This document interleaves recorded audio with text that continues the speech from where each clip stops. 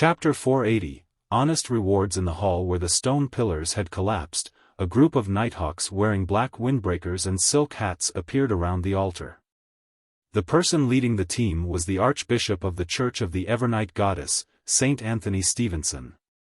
It was disrupted by someone, he muttered without stopping, and directly walked to the stone door that led to the interior. Rich darkness surfaced as the stone door silently opened. Saint Anthony led some of the nighthawks in as they delved deeper. Along the way, they didn't discover a single guard or anything of value. It was as if this place had been forcefully swept clean. Finally, they reached a room in the deepest recesses, but there was nothing there but walls and stone pillars. The blue door of light which was there when Klein left was long gone. The lanterns in the nighthawks' hands suddenly lost their light, and darkness enveloped the room. When everything returned to normal, they found that the surrounding walls had somehow melted away. However, there were no hidden doors or tunnels behind them. It was either a thick layer of mud and rocks or the corridor they came from. Saint Anthony was silent for more than 10 seconds before saying, "Try divination. Search the vicinity." Achoo! Walking through the pathless cliffs and forest, Klein was saddened to realize that he had apparently really fallen sick. The residual effects of Mr. A's beyonder powers, combined with the fact that he was drenched during winter, gave him the shameful cold. However, he didn't dare to stop to collect dry twigs to light a fire and dry his clothes and money. He was afraid that the beyonders of the church would find him.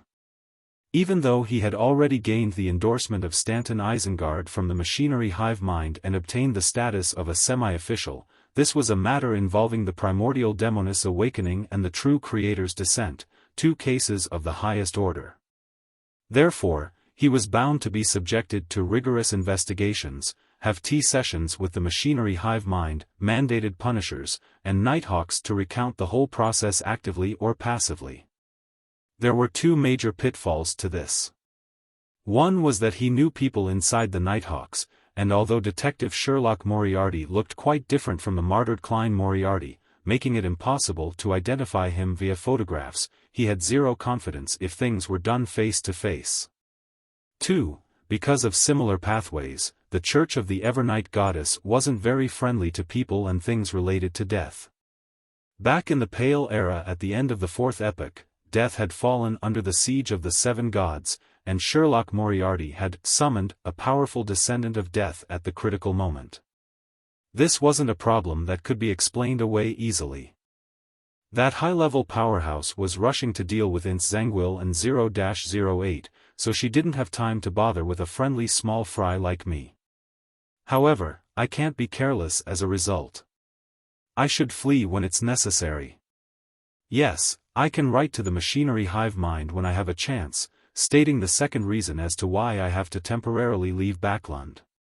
This way, I might still have a chance to work with them in the future.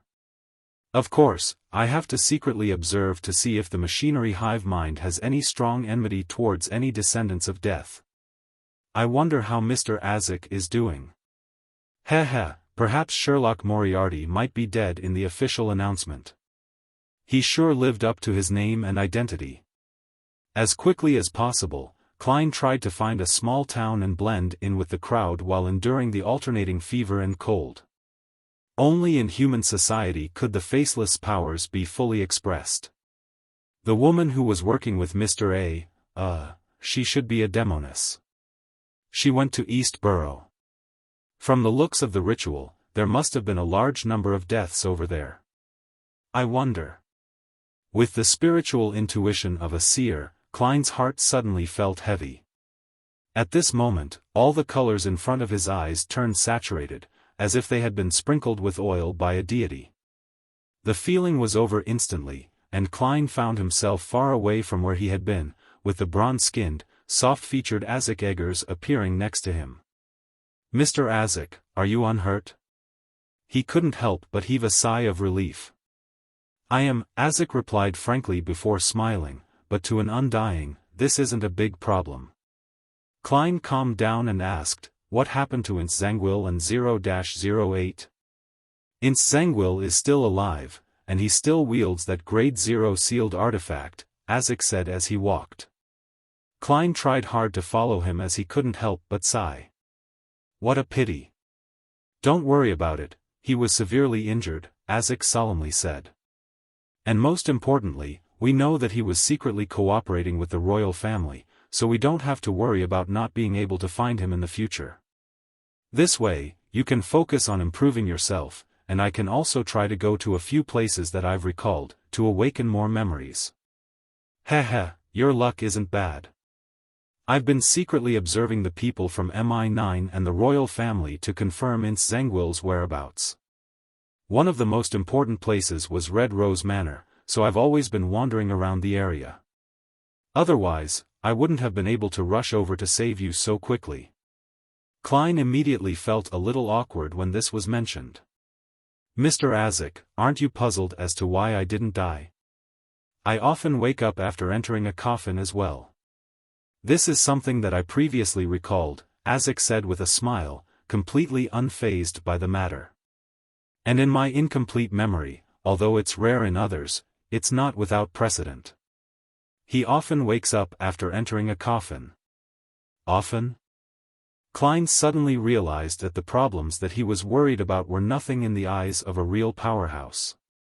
As expected of an undying of the death pathway. Well, Mr. Azek had mentioned that he had been in this sequence for a long time, which means that he has long advanced. Klein thought for a moment, then he asked with concern, Mr. Azek, would Ince Zangwill discover that I'm Klein Moretti? He was afraid that Ince Zangwill would take revenge on Benson and Melissa. Unlikely. At most, he would believe that we knew each other long ago, or that you're my informant, if we use the terms that the police uses. Azek recalled and said, but that Grade 0 sealed artifact might notice it, but you don't have to worry. Why? Klein pressed. It was unknown what Azek had remembered, but his expression suddenly turned strange. It was as if he wanted to laugh, but at the same time, he felt horrified. That Grade 0 sealed artifact will keep attempting to write down the death of its owner. This is likely to be intrinsic to it and cannot be changed. Therefore, I doubt it would actively divulge such important information that can put Ince Zangwill at a tremendous advantage during such a critical moment, unless it involves something that it cannot avoid or explain. Seeing that Mr. Azek was so sure about it while producing such strong justifications, Klein exhaled. It was as if he had recovered a little from the cold.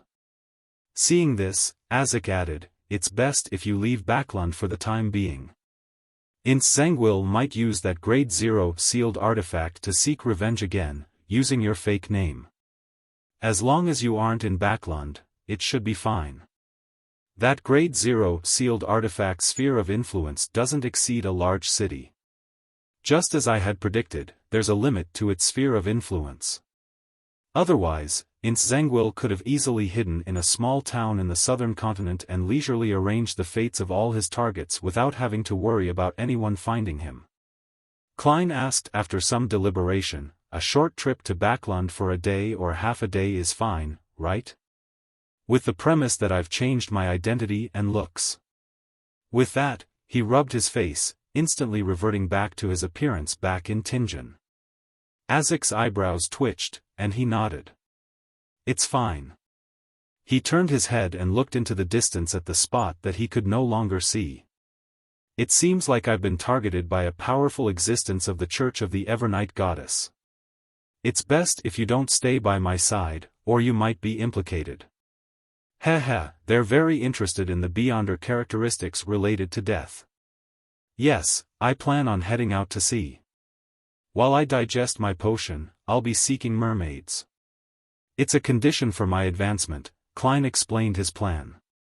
Azek tilted his head. Mermaids? Could a mermaid in the form of a dead spirit work? I can find at least 4. Probably not, Klein reached out and wiped his forehead. His intuition told him that it was definitely impossible, but he planned to divine it above the gray fog to confirm it. Without mentioning the dead mermaid again, Azek said, if there's anything, then contact me through the messenger. Messenger. Klein suddenly felt guilt-ridden and ashamed. "It died in my battle with Mr. A. It saved my life." Azik gave him a glance, shook his head, and laughed. "Don't worry about it. As long as it isn't killed by a powerhouse at the level of an angel or via some special method, then as long as the underworld still exists, it can slowly be reborn there. And before that, I have similar messengers numbering. I don't know how many there are either. It sounds like there's an army of such powerful and humongous messengers."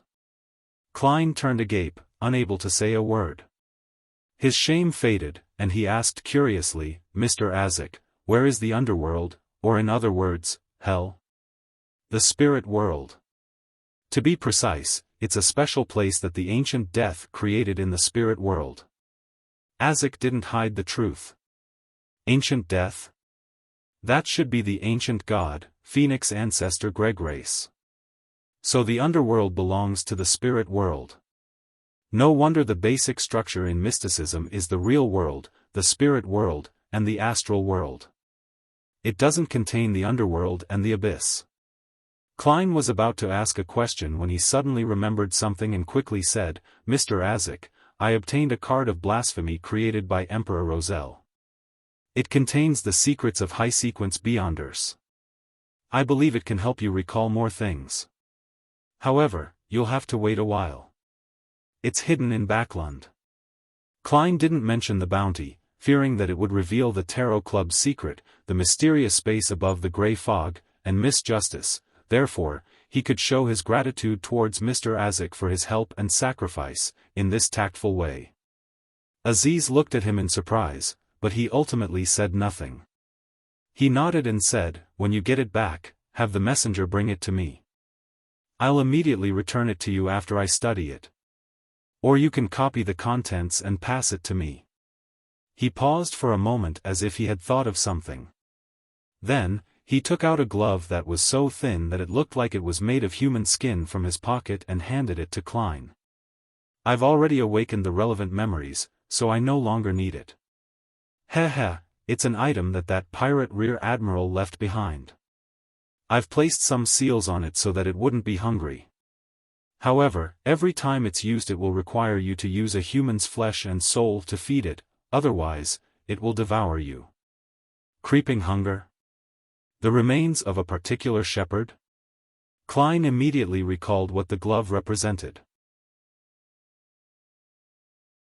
Chapter 481, Statistics and People in a Small Town on the Outskirts of Backlund.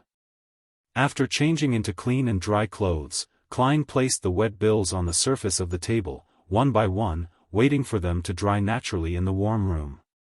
During this process, he moved very carefully and very gently.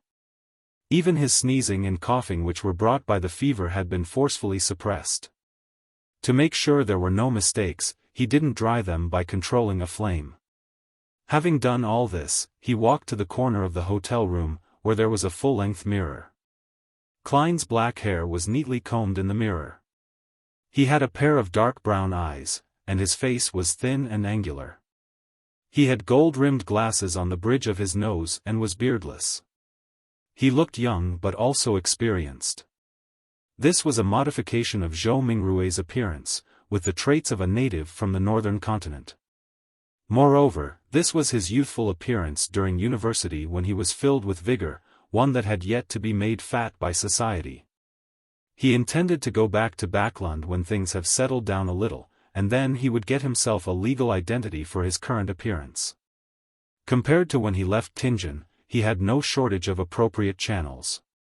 For example, he had Ian at the Bravehearts Bar, Miss Sharon Circle, and Detective Isengard Stanton. How nostalgic. Klein whispered. He busied himself with a ritual in the room where the curtains had been drawn. He planned to bring creeping hunger above the grey fog to study it safely. Inside the silent, ancient palace, he appeared at the very end of the long bronze table, leaning back in his chair while holding a pair of thin gloves made of human skin. Immediately after, he closed his eyes and extended his spirituality into the object that required sealing. He immediately felt the hunger of the glove. It was as if it had a stomach that could never be filled, but above the grey fog, it was so tame that it didn't dare let out even the slightest bit of malice. It was like a hunting dog lying there, not daring to move at all. Then, Klein heard cries of indignation and groans of pain. Many distorted, hideous, and grieving faces appeared in his spiritual perception, brimming with unspeakable melancholy and madness. These faces were deeply fused with the beyonder characteristics of different colors and different states. Wherever Klein's spirituality spread, it would combine with the corresponding faces and use the powers it had. This is the way to use it? Together with the help of divination, Klein made one attempt after another and figured out what the 5 souls that the creeping hunger could let out to graze. The first was faceless, but it only had the powers to change his appearance and build.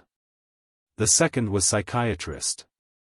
He could make a target fall into a frenzied state, place a certain amount of psychological cues, and could simulate a dragon's might, intimidating individuals and groups, and creating chaos. The third was interrogator. It allowed the wearer of the glove to be proficient in the use of all kinds of weapons, become a demolition expert, possess the ability to focus his mind, and have the ability to pierce a target's spirit body. The fourth was nightmare. There was only one power, which was to drag someone into a dream without being detected. However, it was unlike a beyonder of the corresponding sequence. It was accomplished by creeping hunger, so the wearer could still move their bodies after entering a nightmare state. The fifth was priest of light. It allowed him to produce a halo-like effect, purifying all undead and foul creatures within a certain range. At the same time, he also had the singing ability of a bard which could strengthen his companions, as well as summon the light of holiness which was weaker than flaring Sunday. The limit is 5 souls, and the powers are fixed when letting them out to graze for the first time. This isn't something I can decide for myself. It's purely based on luck, maybe there can be 3 or just 1. Klein thoughtfully nodded, sighed, and said to the suffering souls, "No matter what kind of people you were in the past, I will gradually free you from your imprisonment to acquire complete deliverance. In the future, the souls I graze will only come from people who have committed heinous and unforgivable crimes. For every such beyonder I kill, I'll replace one of you and release you, regardless of whether I need their powers or not." His solemn but gentle voice echoed within the ancient palace. The wailing souls quieted down, no longer writhing in a hideous fashion. Phew! Klein exhaled, opened his eyes, tapped the edge of the ancient table with his fingers, and said to himself, "That faceless powers overlap with mine, so it's completely useless. Once I have something to replace it with, I'll release him first.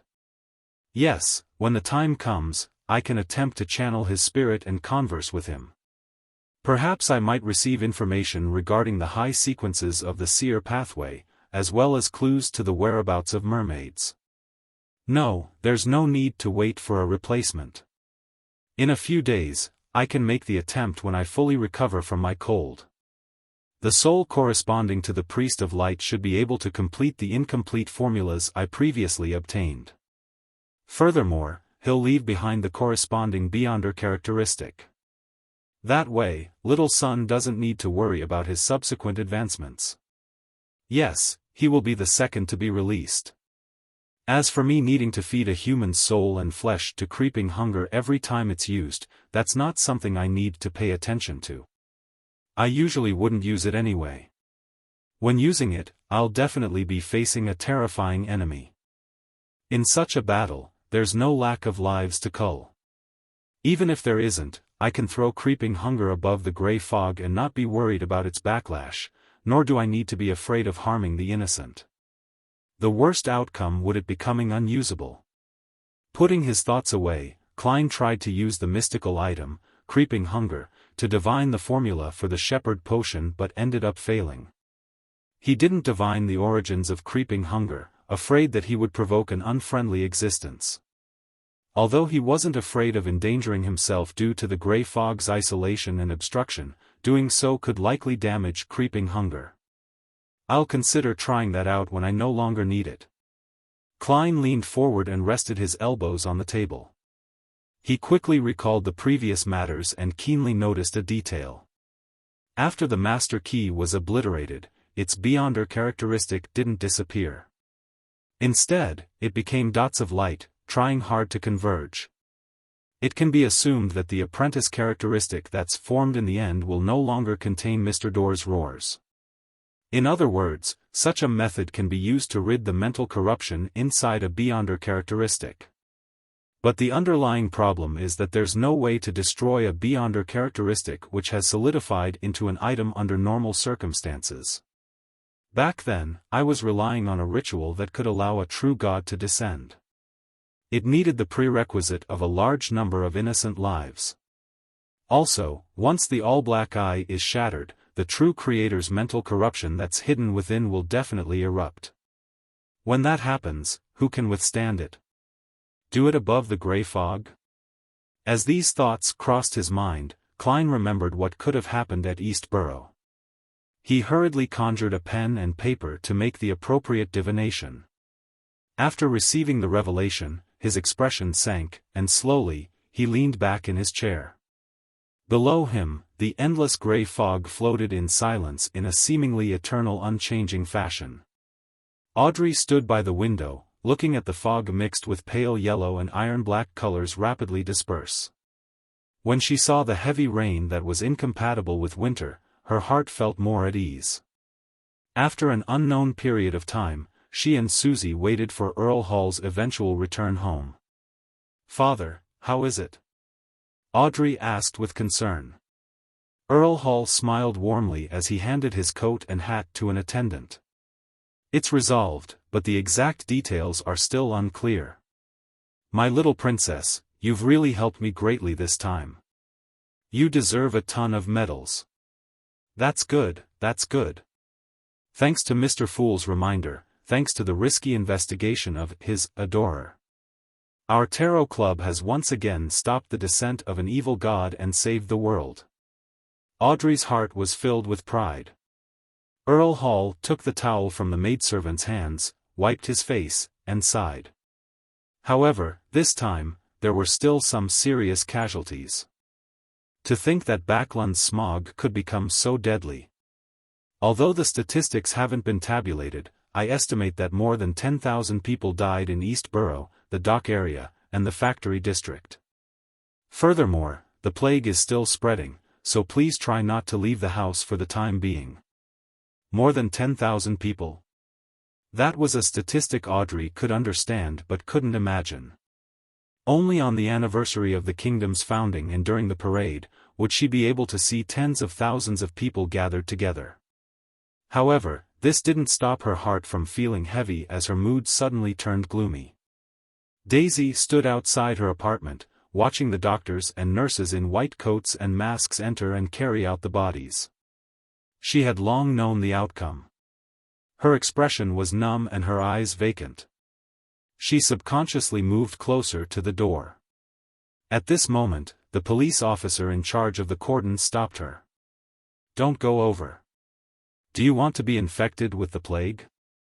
Daisy stood there as she watched the two bodies being carried out. She saw her mother, Liv, hugging her sister, Freja, tightly. They were carried to a cargo carriage that was wrapped in black cloth and temporarily requisitioned. She then watched as they disappeared in front of her eyes as a white cloth covered them. The carriage slowly moved towards the other end of the street. At that moment, Daisy seemed to wake up from a dream. She turned around and ran at full speed, chasing after the carriage. The ground was abnormally muddy after the rain. She fell and got up several times, leaving her body covered in dirt. However, she was still unable to catch up with the carriage and could only watch it disappear around the corner. Daisy slowed her pace, her body swaying slightly as her expression turned abnormally vacant. She held onto the trees by the street and stared at the place where the carriage had left. Suddenly, her entire body went limp, and she started weeping. "Mother." "Freja," the voice was soft, low, sharp, weak, and lingered. At this moment, in East Borough, the dock area, and the factory district, tens of thousands of people were similarly crying out in grief. Empress Burrow, Sodila Palace. Wearing a crown above his resolute face and thin mustache, George III sat on the throne. He stared at the Earl Palatine in front of him without saying a word. "Your Majesty, the people from the three churches are waiting outside for your explanation," the Earl Palatine asked as sweat dripped down his forehead. Explanation? Prince Edisac was seduced by a demoness, causing him to collude with a cult and attempt to rebel. That is the explanation. His schemes were exposed, and he has already committed suicide. What other explanations do they need? George III suddenly flew into a rage. He took a deep breath and regained his usual solemnity. "You tell them that anyone who obtains the corresponding aristocratic title via any means can get a seat in the House of Lords. The property restrictions needed for elections will be relaxed, and the invalid constituencies will be removed. This is to appease the factory owners and bankers. Similarly, the National Atmospheric Pollution Council will immediately make their final statement. The relevant bill will soon be passed, and the minimum safeguards and working hours will appear in the form of a law. The poor law shall be reformed in accordance with their requests. The three churches are permitted to send their personnel into the military." "Your Majesty," the Earl Palatine was startled. Such a concession was beyond his imagination, especially the last one. George III flared up again. "Tell them this. Since they want a new order, I will give them a new order." "Yes, Your Majesty." The Earl Palatine didn't dare say anything further and left the palace.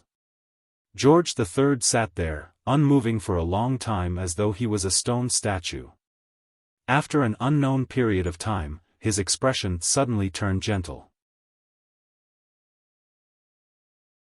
Chapter 482, Ring Out the Old, Ring in the new morning of the December 31st, at the Harvest Church south of the bridge. Emlyn White stood in a kitchen wearing his priest robes, occasionally tossing different herbs into a large iron pot and stirring them to a certain extent. After all the pre-prepared ingredients were tossed in, he waited patiently for another 10 minutes. Then, he scooped up the ink-black liquid with a metal ladle and poured it into a glass cup and glass bottle beside him. 48, 49, 50. Emlyn glanced at the empty pot and counted the medicine he had brewed. After confirming the quantity, he picked up a large tray and brought the bottles of dark green liquid to the hall. In the hall, more than half of the pews had been removed, and the floor was covered with tattered blankets. Lying within them were victims of the plague who were either in deep sleep or groaning in pain. Emlyn and Father Yatrovsky worked together, each carrying some of the medicine, distributing it from two ends. The first person in the queue was a middle-aged man with a sallow complexion. He hurriedly propped himself up halfway, received the medicine, and drank it. He handed back the bottle and said to Emlyn in gratitude, "Father White, thank you very much. I feel much better and have some strength again." Emlyn lifted his chin and replied disdainfully, "This is only an extremely trivial matter that isn't worth being grateful for. All of you are truly ignorant." With that, he sped up the distribution of the potions. After 10 minutes or so, he returned to the altar of Earth Mother and complained to Father Yatrovsky, "You should get 2 more volunteers." Father Yatrovsky didn't respond. He looked at the patients and said with a gentle smile, "They should be completely healed in 2 or 3 days." "How do you know?" Emlyn turned his head in surprise. Father Yatrovsky looked down at him benevolently and said, "Herbal medicine is one of the domains of the Earth Mother. As her believer, I do know some of the basics even if I'm not part of the Earth pathway." Emlyn sked. "I'm not interested in religion and know little about it. Although I've been copying Earth Mother's Bible in the recent months," he inwardly added in a slightly resentful tone before saying, "Father, I didn't expect you to accept non-believers in the faith. Among them, only 2 or 3 of them are believers of the Earth Mother." Father Yatrovsky smiled without minding what he said. "They are also lives, innocent lives. Emlyn paused for a few seconds, exhaled, and said, "Father, I've already found a way to resolve the psychological cue. Perhaps I will leave this place soon." Wait, why did I mention this? I was actually moved by him. What if he locks me up in the basement again? Emlyn suddenly turned nervous. Father Yatrovsky's expression remained unchanged as he looked down and said to Emlyn, "Actually, you didn't need to seek out solutions.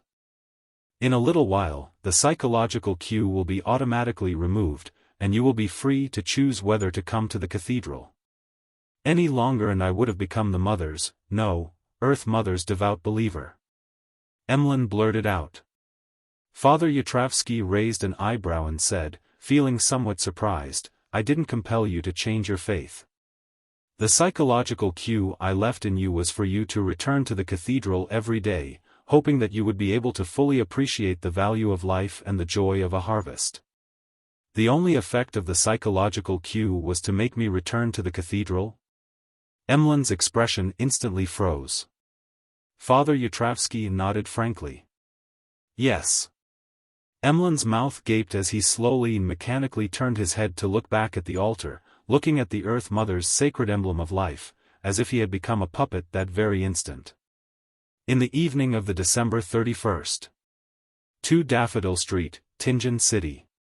Benson entered the house, took off his hat and coat, and chuckled. "I've booked second-class tickets for the steam locomotive to Backlund on January 3rd. Melissa, who was sitting in the dining room with several newspapers in front of her, worriedly said, "Benson, the air in Backlund is terrible. Tens of thousands of people have died from the poison and diseases caused by the smog a few days ago. It's a sad and regretful matter." Benson walked to the dining room, sighed, and said, "But the 2 houses have already passed the report submitted by the National Atmospheric Pollution Council. There will be legislation to regulate the emission of smoke and wastewater, so a new Backlund will welcome us. You don't have to worry too much." Having said that, he smiled mockingly. "When I came back from Iron Cross Street, I found a lot of factory owners or their employees from Backlund recruiting people. They said that due to the smog and plague, the factories there are suffering a shortage in manpower, so they're willing to promise that the working hours and minimum wage will be much better than the current standard." Heh. "You think it's impossible?" Melissa asked. "When more and more people flock to Backlund, it will be impossible unless both houses pass the corresponding laws directly." Benson spread his hands and pointed to the table. "Well, it's time to receive the new year." There were 3 sets of forks and knives, 3 empty porcelain plates and 3 cups on the table. 3 cups. 1 for beer, 2 for ginger beer. In the evening of December 31st. Dressed to the nines, Audrey stood inside a lounge, waiting for the start of the New Year's party. However, one couldn't see the excitement, exuberance, and joy on her face despite the fact that she was about to become an adult. In front of her was a newspaper. On it was written, "According to preliminary estimates, a total of over 21,000 people died in the fog, and the subsequent plague took the lives of close to 40,000 people. Among the deceased were young children, healthy young men, and women, few." Audrey couldn't help but close her eyes. Just then, her father, Earl Hall, and her mother, Lady Caitlin, knocked on the door and said in unison, "Your beauty surpasses everyone tonight. Darling, it's time. The Queen is waiting for you." Audrey slowly breathed out and wore an elegant and beautiful smile. She then walked out of the lounge and entered the party's hall, under the company of her parents. She walked all the way up to the front of the dais and, under the gaze of many, handed her white, muslin-gloved hand to the Queen. The Queen led her to the edge of the dais as they faced all the guests. After a short pause, the Queen smiled and said, "Although this is a dark period in Backlund's history, we still have a gem that can illuminate the entire city. Her wisdom, her beauty, her character, her etiquette, are all impeccable. Today, I will formally introduce her to you. Lady Audrey Hall." Bang! Bang! Bang! Outside the window, the fireworks exploded into a dreamy light. On the last night of 1349, Audrey officially came of age and was presented to society. In the afternoon of January 3, 1350. On the outskirts of East Borough, in a newly opened cemetery. Using divination, Klein found the graves of Old Kohler and Liv. This wasn't a grave in the truest sense of the word, but rather a niche where an urn was stored. They went on, row after row, stacked one above another. Standing there, Klein saw that not only was there no photograph or epitaph on Old Kohler's niche, but even his name was missing. Similar situations weren't uncommon. There were too many ownerless ashes whose relatives and friends couldn't be located. Their names, looks, and whatever experiences they had were unknown, nor did they garner the interest of anyone. They were only distinguished by the numbers on the niches. Klein closed his eyes, pulled out a slip of paper, shook it into a piece of metal, and carved a word on the niche's door, Kohler. Then, he added an epitaph: he was a good worker. He had a wife, a son, and a daughter. He worked hard to live. He withdrew his wrist, and with a shake of his wrist, the black-haired, brown-eyed, and emaciated Klein let the paper burn in his hands, as if it was a memorial service to all the souls residing in the area. Instead of appearing to help Daisy, who had lost her mother and sister, he anonymously wrote to reporter Mike Joseph, describing the girl's predicament in detail, so as not to implicate her in his own affairs. Mike had met Daisy, knew about her, and had enthusiastically promoted the establishment of a corresponding charity fund. Therefore, Klein believed that he could help her receive more help so that she could complete her basic studies and find a stable job that could support her. Taking 2 steps back, Klein looked around, taking in the names, photos, and even the victims who had those missing. He raised his head, let out a long breath, turned around, and left the cemetery. On the steam locomotive to Backlund, Melissa was engrossed in her textbooks, and Benson was soon chatting with the passengers around him. "It's too expensive, just too expensive. A whole 10 soli, half a pound." A burly man who wasn't even 30 sighed from the bottom of his heart. "If it weren't for the fact that I couldn't buy a third-class seat or a boat ticket recently, I wouldn't have spent this money at all. This is equivalent to half a week's worth of my salary." "Indeed, there are too many people heading to Backlund after the new year," Benson agreed. The burly man wiped off his heartbroken expression and said expectantly, "Because they promised me 21 soli a week and that I wouldn't need to work more than 12 hours a day, we signed a contract. When I receive my first payment and rent a house, my wife will come to Backlund, and she'll be able to get a good job, a job that pays about 12 or 13 soli a week. It's said that Backlund is in dire need of people.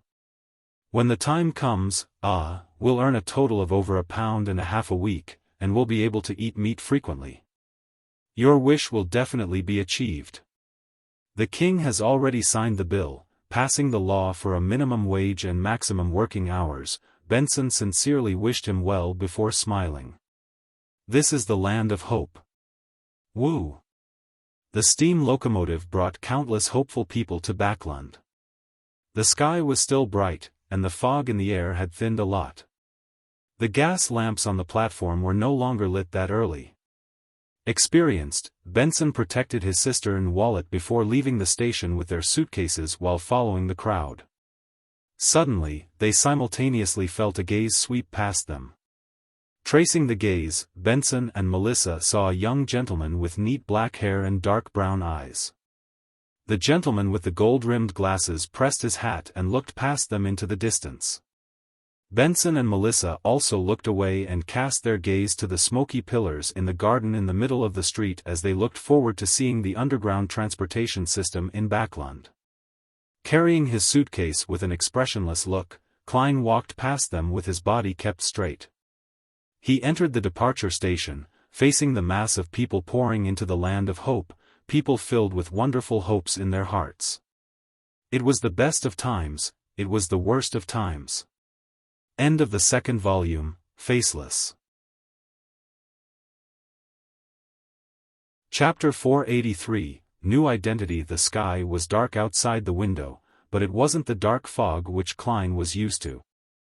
The sea waves rolled in, blowing away all the smog and making the clouds line up in various shapes, reflecting the reddish-gold sunlight. This was Pritz Harbor, the largest and busiest port in the Lone Kingdom. Wearing a light vest and white shirt, Klein stood by the window and watched the outside world for a while until his pocket watch urged him to return to the mahogany table. In the warmth of the fireplace, he picked up a black, round fountain pen, unfolded a letter, and slowly wrote, "Dear Mr. Azek, forgive me for not writing to you until today, but for the past few days, I've been wandering in Backland, immersed in the devastation that has been inflicted on this great city by the events of the past few days. If we were ordinary people, perhaps we would have been covered with white cloth and carried to the crematorium, eventually settling in a tiny niche. I've waited for quite a while and finally found an opportunity to retrieve what belongs to me. This includes the card of blasphemy I promised you. In addition, there's another item which I will get the messenger to bring to you as well. It's a copper whistle that can summon a messenger. It comes from a chance encounter of mine, regarding an elder who crawled out of his coffin. I'm sure you're puzzled having read this, as the description I used similarly points to you. This is what puzzles me. This is exactly what happened. I suspect that the original owner of the copper whistle is a member of the numinous episcopate that tries to revive death. Furthermore, his level isn't low. Perhaps you'll be able to tell something from this copper whistle. Before leaving Backland, I will write to the machinery hive mind to describe the massive underground ruin where you fought in Sanguil. I hope that they will be able to figure out the truth with the help of this information. After going through a roundabout and indirect test, I've confirmed that they do not have any enmity towards you and me for the time being. If you're in trouble, perhaps you can try seeking their help. Finally, I have one more question. Is there any way to remove the residual mental corruption of a Beyonder characteristic that has already solidified? I am about to set sail. I wish you a smooth journey in finding your memories and a safe journey for myself as well. Your student and friend, Klein Moriarty. Putting down the pen and reading it once more, Klein folded the letter and stuffed it into the envelope along with the Dark Emperor card and the copper whistle left behind by the suspected numinous episcopate member. When he was done, he picked up the copper whistle Mr. Azek had given him and summoned the messenger by blowing into it. The messenger was still nearly 4 meters tall, made purely of white bones, its eye sockets burning with black fire. However, Klein's spiritual intuition told him that this was another messenger. Sighing secretly, Klein raised his arm and placed the letter into the messenger's lowered palm. The messenger lowered his head to take a look, before quickly disintegrating into bones and drilled into the ground like a torrential downpour. Seeing this, Klein lightly tapped his right molar and deactivated his spirit vision. He returned his gaze to the table, where there was a pale yellow identification card. This was a necessary item required for official purchases of any voyage tickets. For this, he had specially gone to Sharon and obtained a new identity through her circle. This identity was that of a bounty hunter, a lunatic who was eager to go on an adventure at sea to get rich. In accordance with Klein's wishes, his name was Gehrman Sparrow. A hunter of evil, Klein whispered, putting away a series of documents for his new identity. Shortly after, he drew the curtains, took 4 steps counterclockwise, and went above the fog. There was still some time before the tarot gathering, so Klein quickly retrieved Creeping Hunger and wore it on his hand. Closing his eyes, he tried to sense each and every twisted, illusory soul. He attempted to release the faceless. In the real world, Creeping Hunger would happily consume this gift and spit out the corresponding Beyonder characteristic, but above the fog, it didn't dare to act rashly. It allowed the soul of the faceless to leave the glove and appear to the side of the long bronze table. It was a middle-aged man with a blurry face. His twisted and painful feelings seemed to dissipate quite a bit. With difficulty, he bowed at Klein, who was leaning back in his chair. His figure gradually turned dim, almost plummeting beneath the gray fog at any moment. In the majestic palace, Klein could directly communicate, without any additional rituals prepared. Thus, he extended his spirituality and stabilized the man before saying in a low voice, "Do you know where there are live mermaids?" The man answered in an adrift manner, "Apart from those kept by the Church of the Evernight Goddess, they can only be found by sailing from the Gargas archipelago towards the Sonia Sea for at least a week. That was my destination." So he's also a faceless seeking to advance. In order to seek out mermaids, he had taken the risk to go out to sea. However, he somehow died at the hands of Rear Admiral Hurricane Kalangos in the end. The Church of the Goddess rears quite a number of mermaids? Klein suddenly asked in realization, "Which organization did you belong to? Or should I say, where did your potion formula come from?" The blurry-faced middle-aged man's body suddenly trembled. It was only 2 seconds later that he spoke up. "The Secret Order. I belong to the Secret Order." "Secret Order? Doesn't the Secret Order rear their own mermaids?" Klein hesitated for a moment before asking, "Have you ever seen your leader, Zeradal?" The illusory and transparent faceless was silent at first, but then he shouted with a sharp voice, "I have. He's abnormal. He's an undying monster." As he spoke, his figure became increasingly thin, almost on the verge of dissipating. As expected, Zeradal is still alive. Just what had happened for a Secret Order member to be so afraid of him? More accurately, I should use him. Klein quickly asked about another key issue, apart from the treasures left behind by the Antigonus family and what your Secret Order has. Is there anywhere I can get the high-sequence Beyonder formulas for the seer pathway? The faceless turned increasingly transparent and more illusory. He finally left the words, "The Church of the Evernight Goddess. Cathedral of Serenity, the Holy Cathedral." Klein silently watched as the faceless spirit body achieved complete liberation as he repeated the words. The Cathedral of Serenity was the headquarters of the Church of the Evernight Goddess, also known as the Holy Cathedral according to the Nighthawks. There really are high-sequence potion formulas of the seer pathway hidden there. I wonder how many secrets the various churches have kept buried and hidden. Sighing, Klein let the dark green glue-like substance, that had formed on the surface of his glove, slide onto the surface of the long bronze table. The faceless Beyonder characteristic eventually formed a jelly-like translucent object. In the dark green background, from time to time, there were different faces emerging, like shadows hidden behind dark curtains. Klein took a few looks before nodding indiscernibly. He muttered to himself, "I'll use the world later to get Mr. Hanged Man to sell this Beyonder characteristic either to artisans or Beyonders who need it." Although he had found a flaw in the official Beyonder surveillance of 15 Minsk Street by means of divination above the grey fog, he didn't return there so as to not provoke them or expose the secrets of his spirit body. Instead, he spent extra money to buy a change of clothing and other daily necessities. All of that amounted to £12. Together with the £8 paid for the documents of his new identity, his wallet was so empty that there was almost no need for it to exist. As for the 10% stake in the bike company, Klein found an opportunity to meet with Isengard Stanton and signed a legal agreement to entrust the matter to him. After all, their relationship wasn't a secret in the eyes of the Nighthawks or the machinery hive mind. "I still have £5 in cash and 5 gold coins. It will cost £4 to head for the Rorstad archipelago, and that's for a third-class ticket at the lower deck.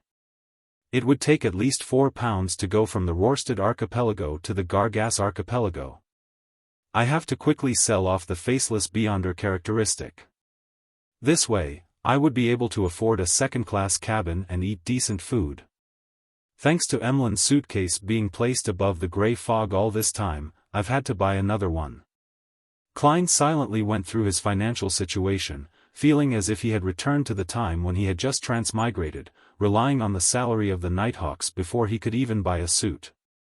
A Sequence 6 Beyonder characteristic varies between £3,000 to £4,000. If I encounter someone in desperate need for it, then it can be sold at a premium. But apart from maintaining my living expenses, I have to consider the cost of the Nimblewright Master's supplementary ingredients. I also have to consider the cost of the ritual needed to eliminate the mental corruption. Klein sighed and took out his pocket watch to take a look at it. Seeing that it was about time, he sent a message to Little Sun to prepare for the gathering. Furza's vision turned clear as she saw 3 figures sitting across the long, mottled table. A new member? With a thought, she quickly settled down. At this moment, she didn't care if the Tarot Club had any new members. Her mind was filled with the incident of the smog and plague from last week. She vividly remembered that the world had warned herself and Miss Justice at the last gathering that something huge was brewing in Backland, which could likely bring about a tragedy. Mr. Fool had confirmed that conjecture, and he had further pointed out that the person at the heart of the problem was Prince Edisac. She didn't doubt Mr. Fool's abilities and felt that the tragedy needed time to brew, giving her plenty of time to investigate. Who knew that it would come so quickly and so suddenly? Prince Edisac was also reported to have been infected in the haze and unfortunately died. It really happened. It really happened. Thinking back to the contents of the newspapers from a few days ago, she seemed to understand something, but she wasn't sure of it. For a moment, she felt terrified and uneasy. As a Sequence 9, I seem to have become involved with terrifying matters that involved a huge city, a prince, and tens of thousands of lives just because I'm a member of the Tarot Club. It was only at this moment that the magician, Furs, realized the importance of being a member of the Tarot Club. Then, she heard Miss Justice's usual greeting that lacked her exuberance. "Good afternoon, Mr. Fool. You saved Backland again." What? When was I saved again?" The Moon Emlyn listened blankly. Chapter 484, Asymmetrical. As he thought back to the recent events, the Moon Emlyn was quick to associate it with the great smog and the plague outbreak, guessing that this was what the lady opposite him was referring to. "But I heard that it was the work of a demoness of despair who was trying to advance herself. Furthermore, the Church of the Lord of Storms responded quickly, creating a hurricane to blow everything away. How could it be said that the fool saved Backland?" Emlyn, who had an entire clan behind him, was quite well informed. Upon doing the comparison, it was hard for him not to be surprised and confused. Although he had always been proud and didn't wish to spend time on social interactions, he still felt an instinctive fear when faced with a hidden existence that he had to address with he. He didn't dare to open his mouth to ask and decided to listen for a while. Alger, even though he was drifting out at sea, had received news of the great smog in Backland.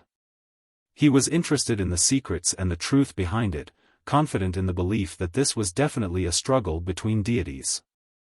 After all, it had attracted the attention of Mr. Fool. "I'll ask Miss Justice when we exchange information." However, she might not be too sure of the details. It's rather impossible for her to know too many details based on her standing. Heh, she has great curiosity. To open up with such a greeting, she would definitely attempt to get an answer from Mr. Fool, hoping to get an answer. "I hope that I have the opportunity to listen in from the side." With this in mind, Alger turned his head to look at the sun. Seeing how he wasn't anxious but calm and reserved, he knew that the City of Silver's exploratory team had already broken out from the fate of repeating their lives. Similarly, Audrey, who had figured out that the operation was successful from reading Little Sun's reaction, heaved a secret sigh of relief. She prepared herself to understand what had happened later in detail. After a solemn bow towards Mr. Fool, she thanked the seemingly unkind Tarot Club member, the World, for his advance warning.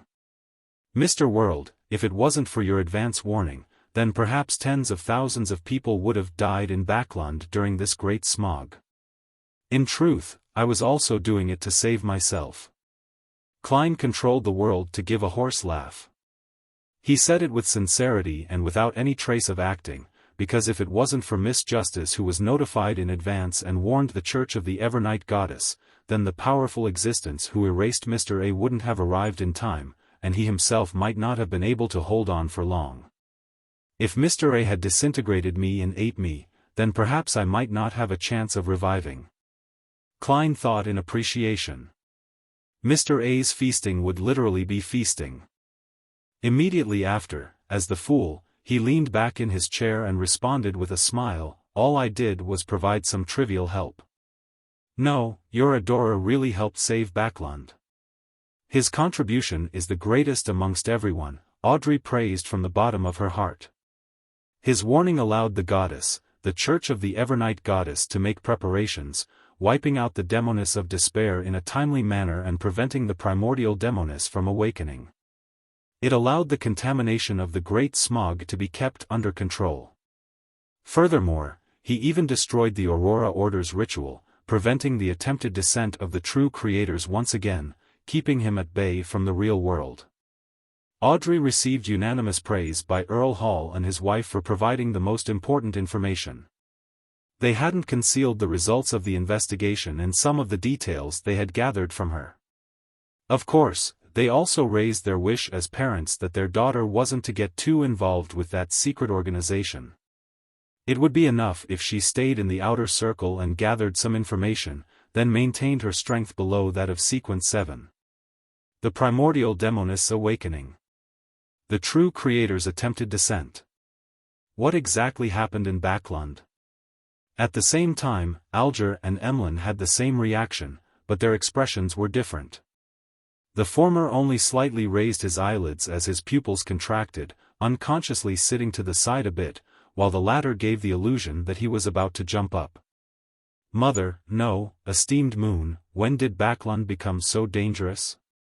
Two evil gods had actually made their appearance during the Great Smog. Is that young lady lying? Even though Mr. Fool is in existence suspected of being a deity, it's also impossible that he would simultaneously offend two entities of the same level, right? Could it be that he is actually the incarnation of a true god? Or is there an alliance of deities behind him? Is that why the ancestor asked me to pray to him? The more Emlyn thought about it, the faster his heart beat, but it was impossible for him to receive verification. The fact that Sanguine had the nickname Vampire didn't mean that they didn't have a heartbeat. It was just that they were relatively slow, and the heart itself was one of the Sanguine's fatal weaknesses. Indeed, it's an event that had attracted the attention of Mr. Fool. But, what benefits could he gain from sabotaging the evil god's plans? Alger sighed inwardly. Furs was surprised and frightened. She didn't expect that the horrible Great Smog that had taken the lives of tens of thousands of people would conceal an even more horrifying truth. If it hadn't been stopped in time, the whole of Backlund would have been destroyed, and Zio and I wouldn't have survived. Furs swallowed a mouthful of saliva hard. Her feelings were similar to Audrey's feelings as well. Through this matter, this young noble lady clearly understood one thing, which was that the life she believed to be peaceful and calm was like a soap bubble amidst a clash between deities. Just a slight perturbation could immediately pop it into nothingness. Or it could be said that the entire kingdom, the entire human society, exists only because of the balance between the deities, and this balance is extremely fragile. Every time a similar thought gushed to her mind, Audrey felt a wave of grief wash over her. Klein was pleased when he saw that someone knew and remembered his contribution. He smiled and said, "Unfortunately, he has to stay away from Backlund as a result." Mr. Fool's adorer has to temporarily leave Backlund? Audrey stood up again and sincerely bowed. "Please convey my gratitude to him." Klein maintained his image without giving a reply other than nodding his head. At this moment, Audrey added, "I'm very sorry. As the three churches and the military are cleaning up Backlund, I was unable to get the follow-up pages to Roselle's diary. Please wait one more week." "Sure," Klein said in a flat tone. Hearing their conversation, Furs was startled as she hurriedly looked to the end of the long bronze table and said, "Dear Mr. Fool, I received 3 pages of Roselle's diary." "Not bad. More members mean more channels, and many things snowball quickly." Klein gently nodded. Very good. Roselle's diary? Emlyn felt as if he had heard something extraordinary again. Under his puzzled gaze, Furs conjured 3 pages of the diary and passed them on to Mr. Fool. Only then did Klein remember that he had missed introducing a particular vampire. Smiling, he introduced, "This is a new member, Mr. Moon. This gathering is called the Tarot Club. They are, Mr. Moon, I thought it would be a lady who would choose the moon." Audrey greeted politely while her thoughts scattered. Similarly, Emlyn wondered whether the members such as the Hanged Man and Justice were humans or transcendent creatures, which pathways they were from, at which sequences, from which organizations, or if they were friendly to the Sanguine. Klein didn't care about them sizing each other up as he cast his gaze to the diary entries in his hands. February 11th. Today, I found out about a secret of the Sauron family. Ha ha ha. I'm going to die from laughter. Ha ha ha. So it turns out that the hunter pathway that they possess will change gender at sequence 4. Men wouldn't change, but women will change into men. It's no wonder that none of the high-sequence Beyonders of the Sauron family that I'm aware of are female. The iron-blooded knight is indeed a true man. Ha ha ha. If it wasn't for how sensitive this secret was, then I would even feel like ridiculing Florin next time. The Sauron family ancestor that he looks like might have been a woman. This potion is way too much of a trap, isn't it?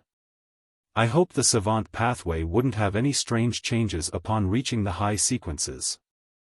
I don't want to one day suddenly realize that I either don't advance, or I have to change into a woman. The first thought that flashed through Klein's mind at the sight of this diary entry was, "Emperor, you won't become a woman, but you will do it with a demoness, perhaps more than one. Indeed, there's a pathway that changes women to men. Furthermore, it's within the ones I expected. Hunter represents war, causing women to change genders at sequence 4. This is a little odd. The demoness pathway changes at sequence 7 which. It doesn't actually strictly correspond." Klein felt the warped and feeling of madness even more acutely. It was a result of the extreme asymmetry. Could it be that the underlying logic of this world is chaos, distortion, madness, and asymmetry? He tried his hardest not to frown. February 12th. This won't do. I want to laugh whenever I see Florin. Ha ha ha. February 15th, the modified artillery I designed and supervised was completed. The effect was worse than I expected, but the problem isn't that great. With it and mass production, I'll be able to show the world what true advanced tactics are. In order to celebrate, I decided to hold a banquet to invite those fellows who look down on me. Just wait to be slapped in the face. The Emperor truly doesn't let a grudge go. While sighing, Klein turned to the second page of the diary. May 5th, that unspeakable organization called for another gathering. I'm struck by the way they gather their members every time. It's phenomenal, no, a miracle. With my earlier observations, I raised some problems at this gathering. For example, all the sequence 0 names have a high enough level on the blasphemy slate. Only Red Priest appears rather unique. It doesn't sound strong enough. The old gentleman sitting beside me told me that red represents the red of war. And priest can be understood as the ritualist of strength at its core. Someone objected, believing that the priest in Red Priest represents being a priest of that creator. I leaned towards the former and asked for the name of the old gentleman in a low voice. I didn't know the identity of every member. To put it in an extreme manner, I only know a portion of them. The old gentleman answered me with a smile. He said his name was Hermes. Hermes? The Hermes who created the language of ancient Hermes? Hermes, the founder of humanity's mysticism? Chapter 485, Rich Information Hermes? That's an ancient powerhouse. Klein frowned slightly.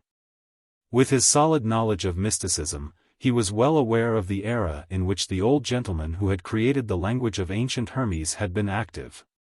That is during the Second Epoch, when the giants ruled the land and the dragons soared through the skies. In a particular sense, he appeared before the god of combat and the Earth Mother in human history. In other words, even Little Sun, who didn't know the 7 gods before joining the Tarot Club, would likely know of the name Hermes. Yes, I should find a chance to confirm this using the world. That old gentleman had personally experienced the period when early humans tested the potions themselves, slowly seeking the thorny path of the powers of a Beyonder, one step at a time. He had used Jotun and Dragonese as blueprints, and standing on the shoulders of the pioneers, he created a Beyonder language that belongs to humans. He probably saw the first blasphemy slate. He actually survived until the time of Emperor Roselle, and he might even be alive until now. This is a living fossil of human mysticism.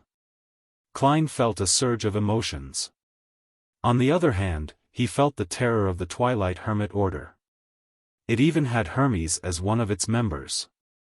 As for the other secret organizations, or even internally to the 7 churches, they will often use ancient Hermes to perform sacrificial rites and rituals. The Twilight Hermit Order is really high-end, grand, and of a high level. Klein couldn't help but sigh inwardly. What he envied most wasn't the existence of Hermes, a legend who lived throughout human history, among the Twilight Hermit Order, but the fact that they possessed the second blasphemy slate. This is simply cheating.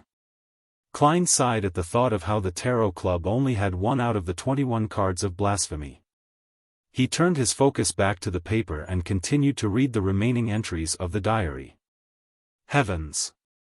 The old man sitting next to me who looked so ordinary and nothing special was actually Hermes. He lived from the dark Second Epoch all the way to the Beyonder decline of the Fifth Epoch. I made the right choice joining this organization. I can see my bright future. Not using 3 exclamation marks to describe my feelings right now just isn't enough. This bunch of big shots, these undying old bastards, are all gathered together because they believe in the opinion that Twilight is approaching? No, it's definitely not the case. At least, I'm not. There must be people among them who passionately believe in those ideals, purely waiting for the original creator to awaken, hoping for the progress of history to develop to that node as predicted. According to my understanding, it's most likely not an awakening, but a resurrection. But there can't be more than half of those people. The rest are people having their own goals, either they're ambitious like me, or they're just lurking snitches. Wait a minute, I thought of a problem. I quickly joined the gathering after I agreed to the secret invitation, but I didn't undergo any scrutiny, and although the person who called for the gathering said that the members of this gathering had their differences and had to vote for me to join, barely allowing me to join after a majority vote of 2/3, but that's not the point. The point is that they don't care if I believe in the idea that Twilight is coming, nor do they mind me having all sorts of thoughts. What are they relying on to determine that I won't bring harm to this organization? Could there be a high-sequence Beyonder of the spectator pathway among them, one that reaches the level of an angel? He had created a secret psychological cue in me through my verbal promise without me realizing it. And that they're confident enough to discover the hidden malice of its members? That might be possible, but thinking about it makes me shudder. In addition, without permission, once the name of that organization is mentioned to the outside world, it will be immediately noticed.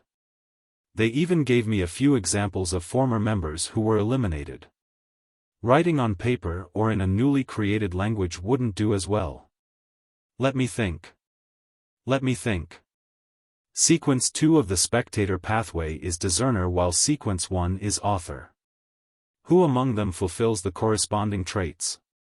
Yes, I have a preliminary suspect, the person who convenes the gathering. Yes, there's also sequence 0 of the spectator pathway. Its name is Visionary.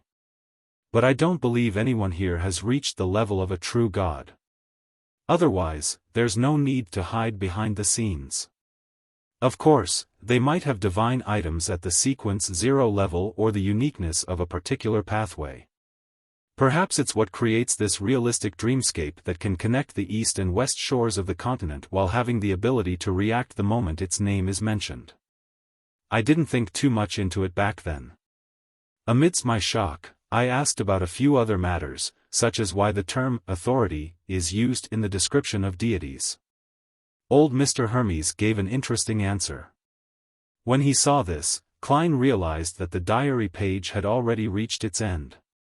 He quickly turned to the next page, but he quickly turned back because the following page didn't connect to the previous page at all. Where's the answer? Is it on the next page of the original diary, or was he too lazy to write it because it's too long? Or he felt that there's no need to jot it down in the diary? Klein was so frantic that he wanted to transmigrate and grab Roselle by the neck to get him to tell him what Hermes had said. Of course, he didn't show any signs of emotion on the surface, nor did he make any additional body language. So the spectator pathway's sequence 0 is called visionary. This corresponds well with the dragon of imagination. I thought it would be dragon. Visionary adheres more to what humans know, which also means that consuming the corresponding sequence 0 potion wouldn't necessarily change one into a dragon. Sequence 1 author. Just from the name of the potion, I find it quite similar to that Quill 0-08's traits. The Twilight Hermit Order's method of summoning members is a realistic dreamscape that connects the eastern and western ends of the continent. The miracle description at the beginning of the diary gave me a fright. I thought they had the gray fog or the mysterious space above the gray fog as well. Klein calmed his emotions and discovered that the single diary page provided a lot of important information. First of all, he knew that the ancient sage, Hermes, had at least lived to Roselle's era, which was about 100 or 200 years ago, and he was a member of that mysterious organization. Second, from Roselle's description of how the organization's name couldn't be spoken, he basically confirmed that the mysterious organization was equal to the Twilight Hermit Order.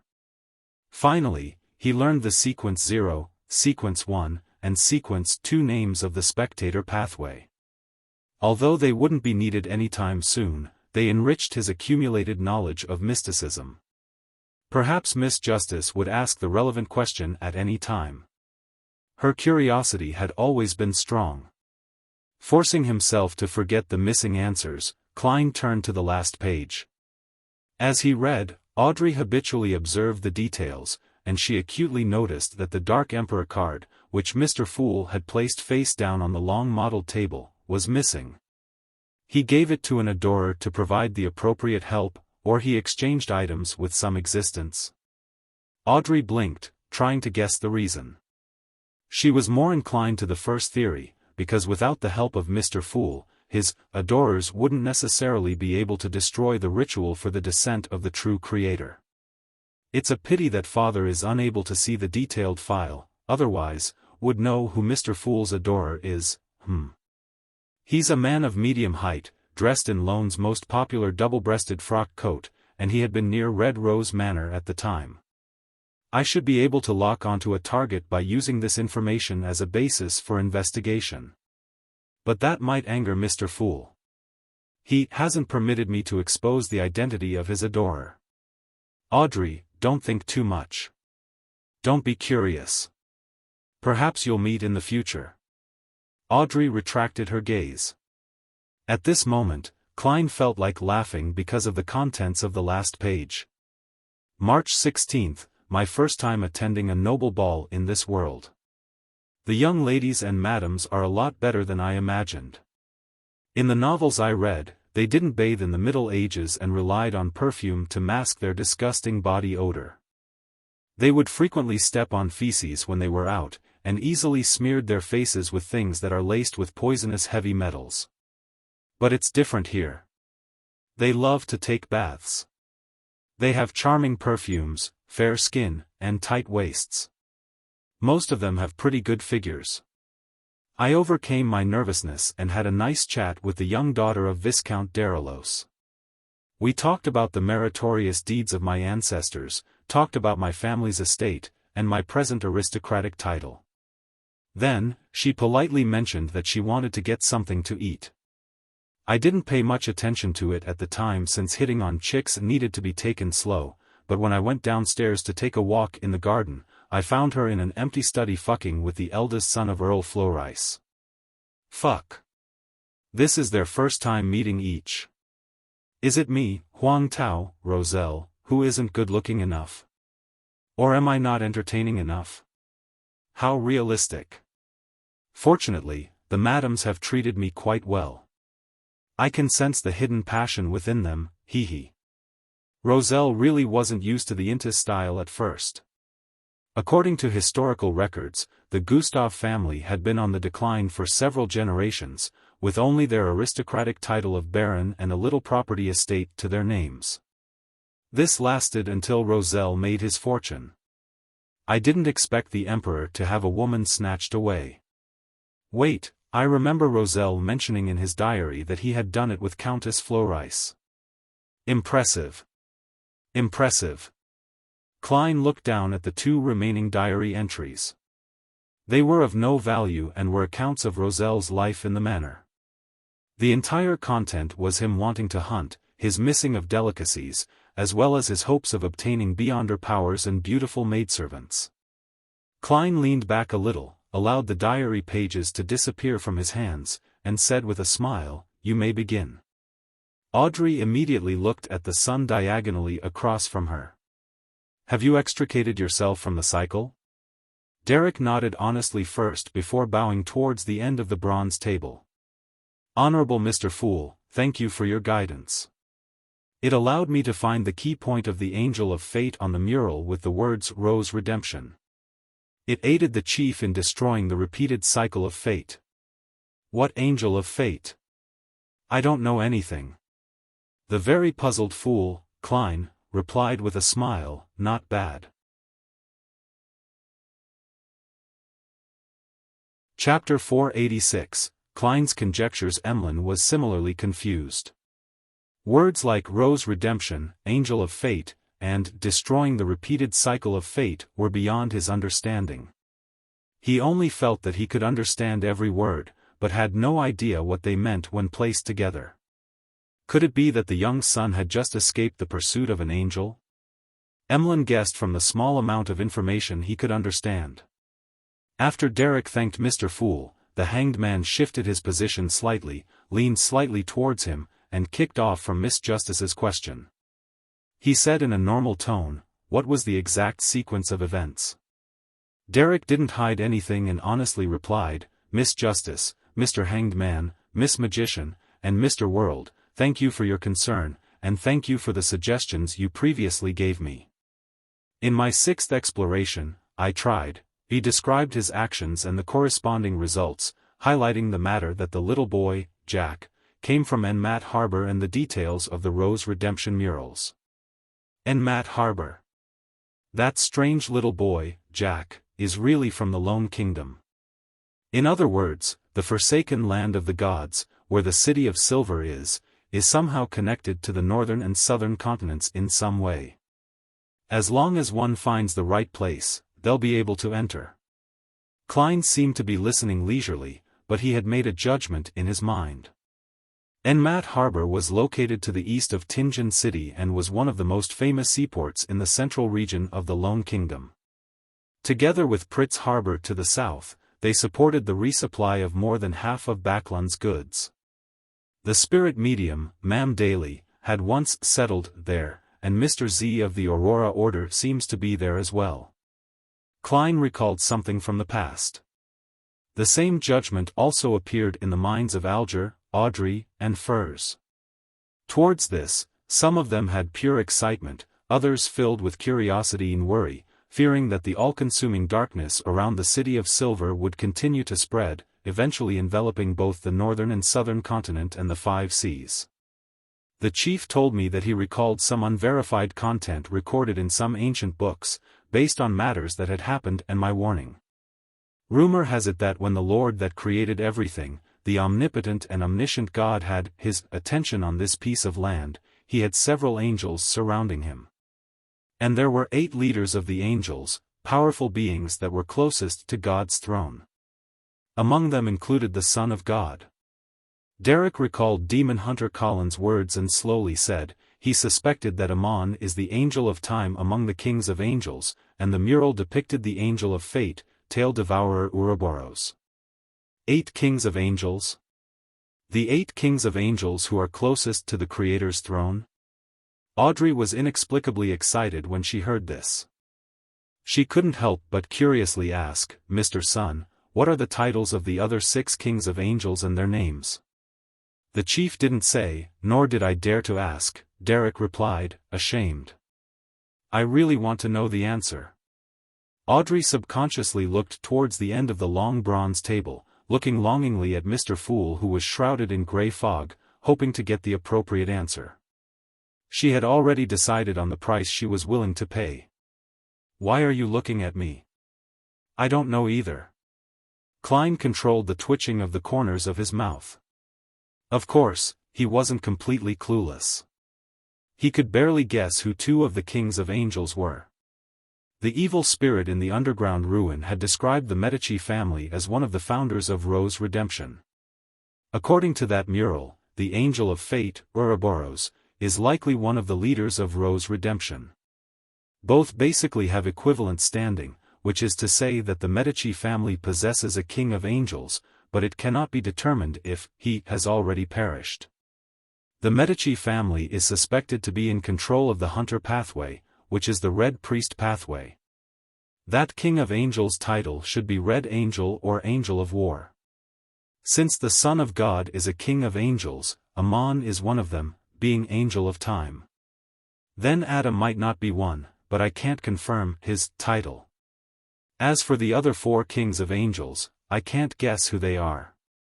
Perhaps, there might be one or a few of them inside the Twilight Hermit Order. It's possible. The Twilight Hermit Order views the fallen creator as its enemy, making it at odds against Rose Redemption, which worships that evil god. Perhaps, its true origin comes from those few kings of angels. Right, there's indirect evidence which isn't substantial enough. According to the legends of the City of Silver, the authority of the Dragon of Imagination, Ankwelt, was taken back by the Creator.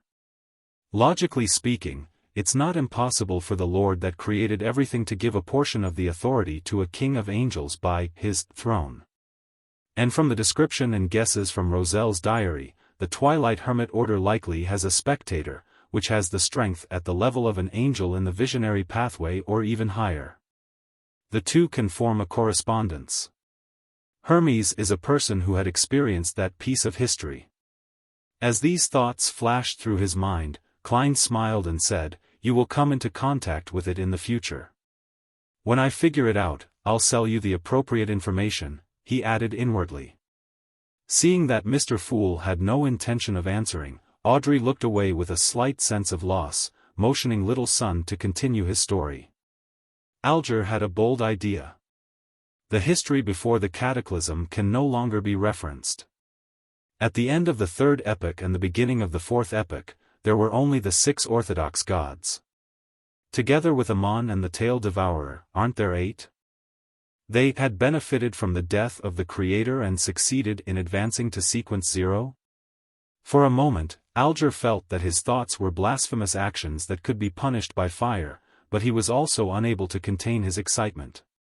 He finally calmed down and concentrated on listening to Little Sun tell his story. Towards all of this, Emlyn could only respond with a blank look. For all this, Emlyn could only respond with a blank expression. Although the Sanguine had a long history and lifespan, so they knew quite a bit about the history before the cataclysm, they were all concentrated before the ancestor fell asleep, and it didn't involve the so-called kings of angels. While Derek was recounting the details of how the City of Silver, Chief Colin, destroyed the repeated cycles of fate, Klein was thinking of another matter. It can be roughly confirmed that the Tail Devourer, Ouroboros, is the Sequence 1 snake of Mercury of the monster pathway. All the kings of angels correspond to Sequence 1s? Could that angel of fate be the one pursuing Wuxia? If he is, that means that the true Creator's forces in Backlund aren't limited to Mr. A and his subordinates. However, the 2 snakes of Mercury are fighting for the position of Sequence 0, to the point of draining all of the tail devourer's strength. He should be fully occupied and cannot spare time for this. Of course, I can't eliminate the possibility that Wuxia is equivalent to Ouroboros. However, the chances aren't high. Rose Redemption has quite a number of demigods and even angels. There's no need to let the tail devourer restart his life as an ordinary person without protection. There's another possibility. The two snakes of Mercury in Backlund aren't the angel of fate. The latter is still active in the forsaken land of the gods. That way, all three snakes of Mercury are accounted for. After finishing his recount of how they escaped the cycle, Derek expressed his gratitude once again. As for Audrey and company, despite listening to the repeated events a second time, it still left them shivering down to their bones, filling them with curiosity and fear. This is beyond my knowledge of Beyonder powers. It's all thanks to the help Mr. Fool gave. Audrey sincerely praised the Tarot Club's master from the bottom of her heart, feeling full of confidence. Alger and the others had similar thoughts as her. They all thought that the repeated cycles of life were close to a miracle that could only be destroyed by a deity. Fortunately, the master of the Tarot Club was a deity. Mr. Fool was a deity. At that moment, Derek looked opposite him and sincerely said, "Miss Magician, due to some unexpected circumstances on our return to the City of Silver, despite it having been resolved, we have slowed down. It will prevent us from returning to the City of Silver on time. Your Spirit Eater's stomach pouch will require another day or two." "Yes, I believe I'm no longer under surveillance." "No problem, I can wait. I've prepared enough gold," Furs said as she let out a sigh. She had sold the mirror dragon's eyes to Miss Justice and had received £1,000 in cash. After informing her teacher, Dorian, of the exact results, her honesty had been praised and approved. Dorian told her that the £800 offer had been made in order to give her about £100 in labor fees. As such, the extra £200 would be a bonus for her. In other words, she had earned £300.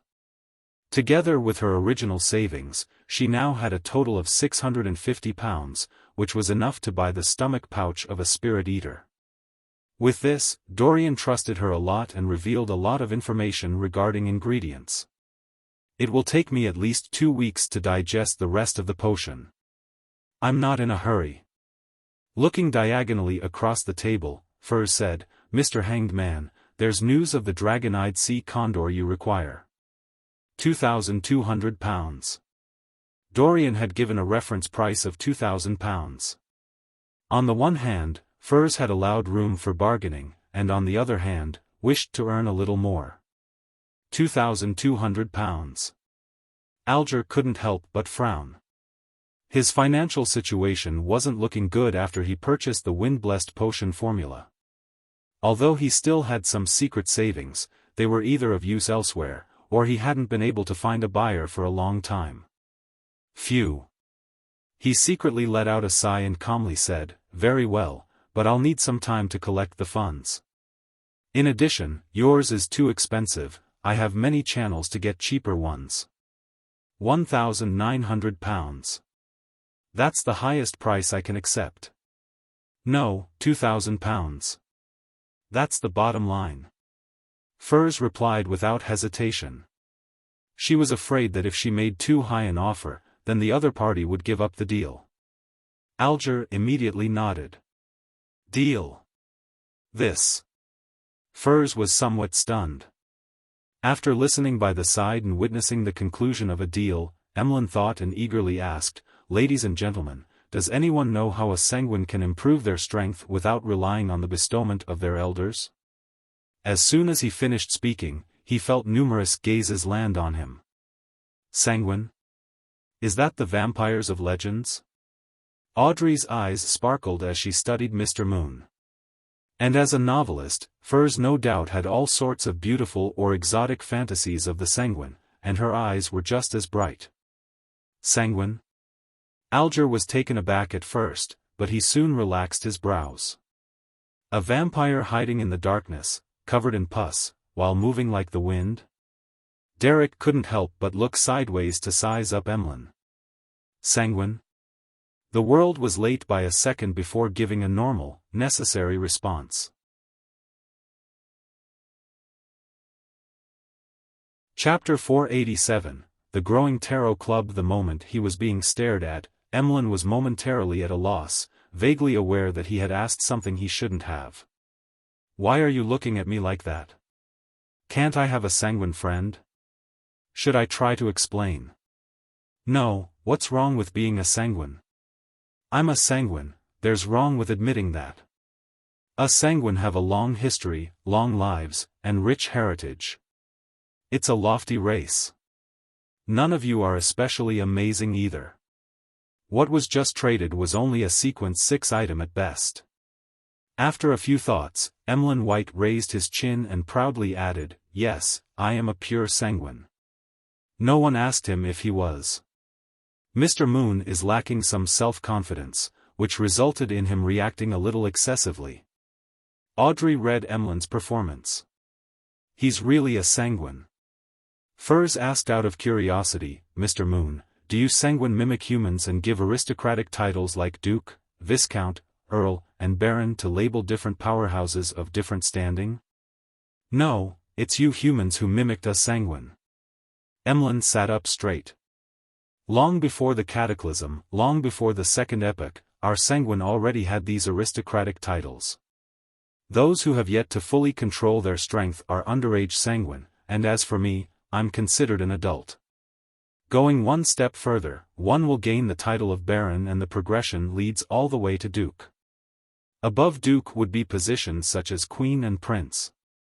Back then, you humans were still under the rule of the giant king's court, so it's impossible for you to invent aristocratic titles.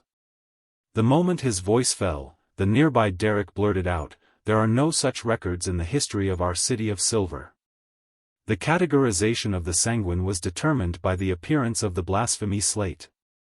Prior to that, it was very vague and ambiguous. There were only titles such as the different family clans head or leaders of a territory. Standing atop all is the ancestor, Lilith. After that, it strictly followed the potion system, named after the different sequence names. Emlyn replied scornfully, the history of our sanguine was written with our long lives. It's not something that can be overturned by the random records of some small, ordinary city of Silver.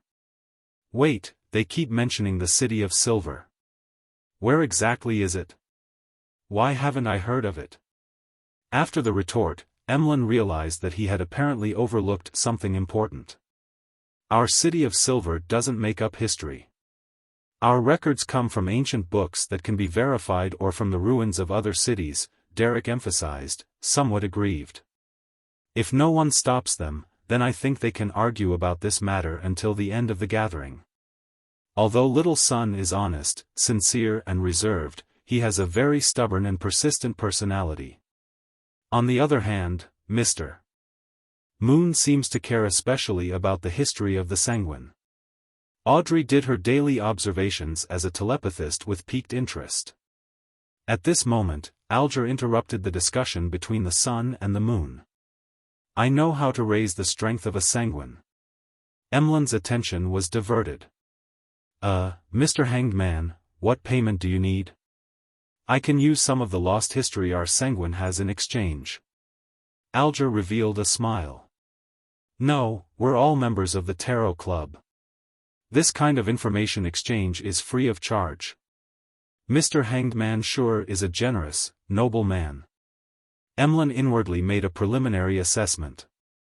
Thank you for your goodwill. After thinking for 2 seconds, Alger said, the sanguine can also consume potions to advance, but it has be in correspondence, the correct type. The various churches have done a certain amount of experimentation, and the results have proven that this method is feasible. However, I am unable to find out the exact details. But the main ingredient for those potions are from my kinsman. Emlyn denied such a method. The Hanged Man laughed and said, never deal with absolutes. For example, I have a clue about the characteristics left behind by a sanguine baron. He died in a sudden conflict and didn't have time to find his successor. As for you, you can use the potion method to receive this inheritance and prevent the power of the sanguine from being lost. This item was owned by a great pirate that Alger knew. As he didn't know what sequence the potion corresponded to, he hadn't been able to sell it. Even his newly established artisan source wasn't that interested either. Use potions to inherit an inheritance to prevent the sanguine's powers from being lost. Emlyn suddenly felt that Mr. Hanged Man was very reasonable. Hence, he asked, "What's the price?" Alger chuckled and said, "Between 4,000 and 5,000 pounds. I won't know for sure until I find the owner of it." He had never communicated with the great pirate before, but he believed that as long as the price wasn't outrageous, the pirate would accept it. To a pirate, selling something would mean profit as it didn't take much capital. 5,000 pounds? Emlyn exclaimed. With such a large sum of money, I can buy a few puppets that I've been eyeing for a long time, and I can even get some new clothes for all my dolls. Emlyn's first reaction was to give up such a transaction. However, he thought of the ancestors' favor in him, the glory of the sanguine, and the identity of him being the race's savior. He was momentarily put in a difficult position. Alger didn't rush him as he said indifferently with a smile, "I know this is a difficult decision. You can take your time and think about it." "All right."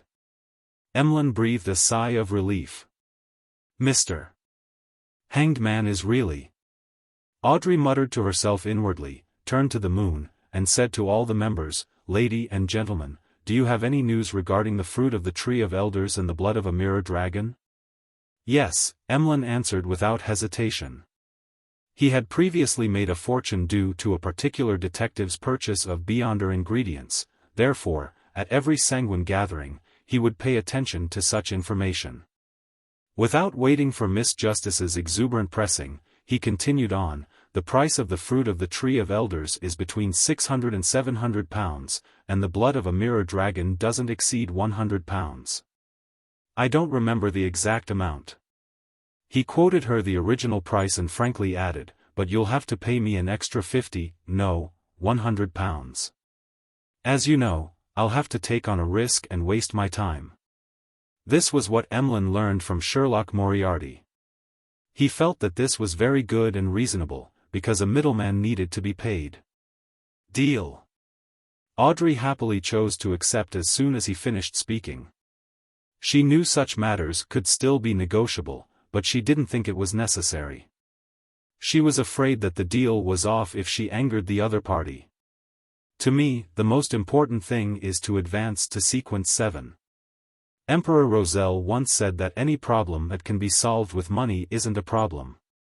Audrey's recently heavy mood improved. After the New Year ball, she had received control of her fortune worth 40,000 pounds. She just needed to hire some accountants and management staff sent by her father. At the same time, she received gifts of more than 20,000 pounds in jewelry, horses, hounds, paintings, etc. Most of them came from her mother, 2 elder brothers, and other members of the Hall family.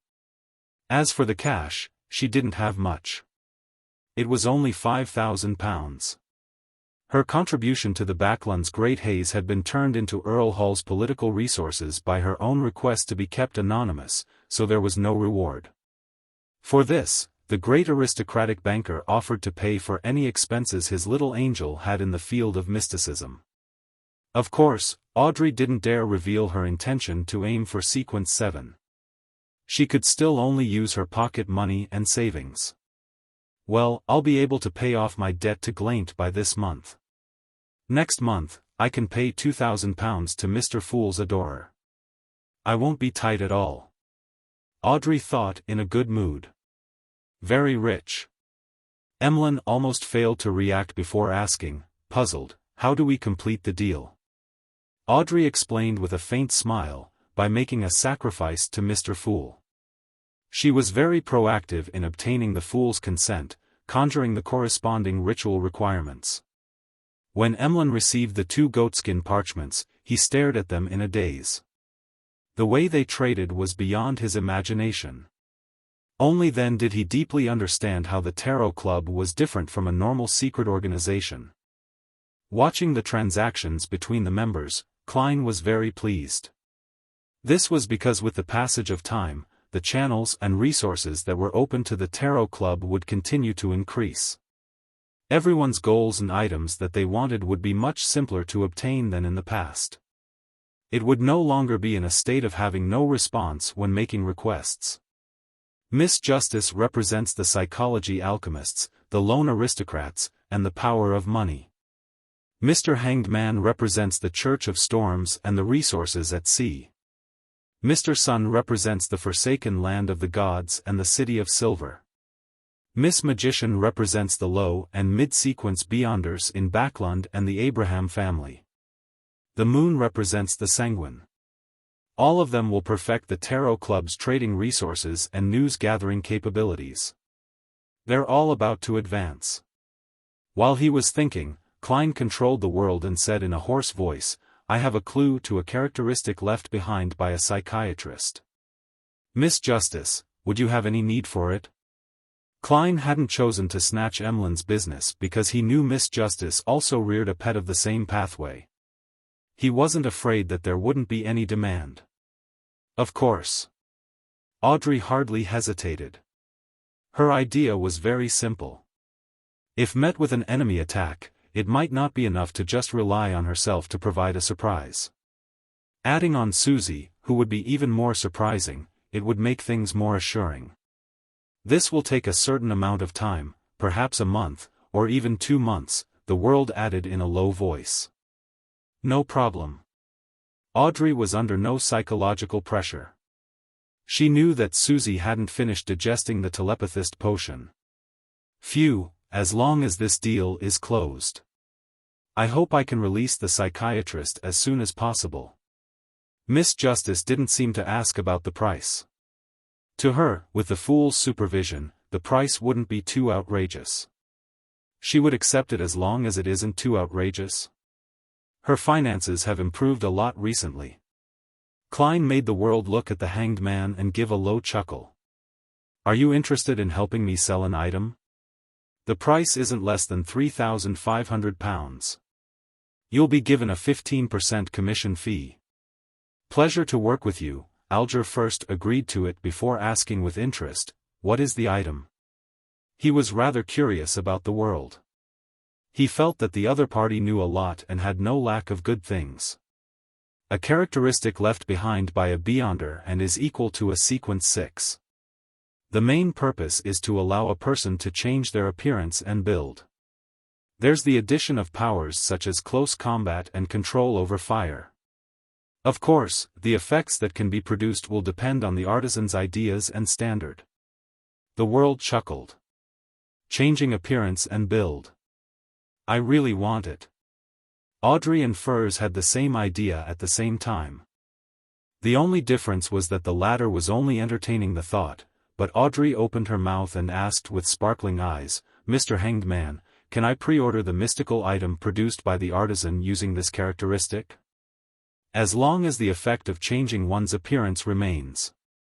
Father will definitely agree to me buying a mystical item that doesn't have any negative side effects." Audrey added, in an exceptionally relaxed manner, in her heart.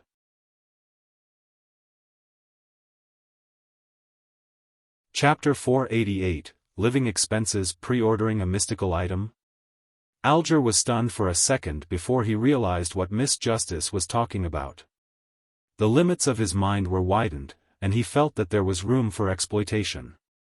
In a particular sense, the Beyonder characteristic the world has entrusted to me has been sold. There is a definite destination to the item. I can easily simplify the process and make things benefit me more easily. That is to say, I don't have to sell it to the artisan again. Instead, I should choose to entrust the work. This way, I don't have to worry about whether the characteristic can be sold. I can receive the commission from the world and also obtain more profit from Miss Justice's side. The only capital I need to put up is the fabrication fees for entrusting the job. Of course, I have to consider if the artisan will be willing to promise to take the risk. Many thoughts flashed through his mind as he quickly weighed the pros and cons and finally came to a decision. No problem, I'll take care of this matter. He looked at Miss Justice and felt that she was emitting a blinding light of gold. Even after joining the Church of Storms and drifting out at sea for so many years, he had never encountered someone like that anywhere else. There were plenty of sea merchants, and even more wealthy people, but none of them really didn't care about money.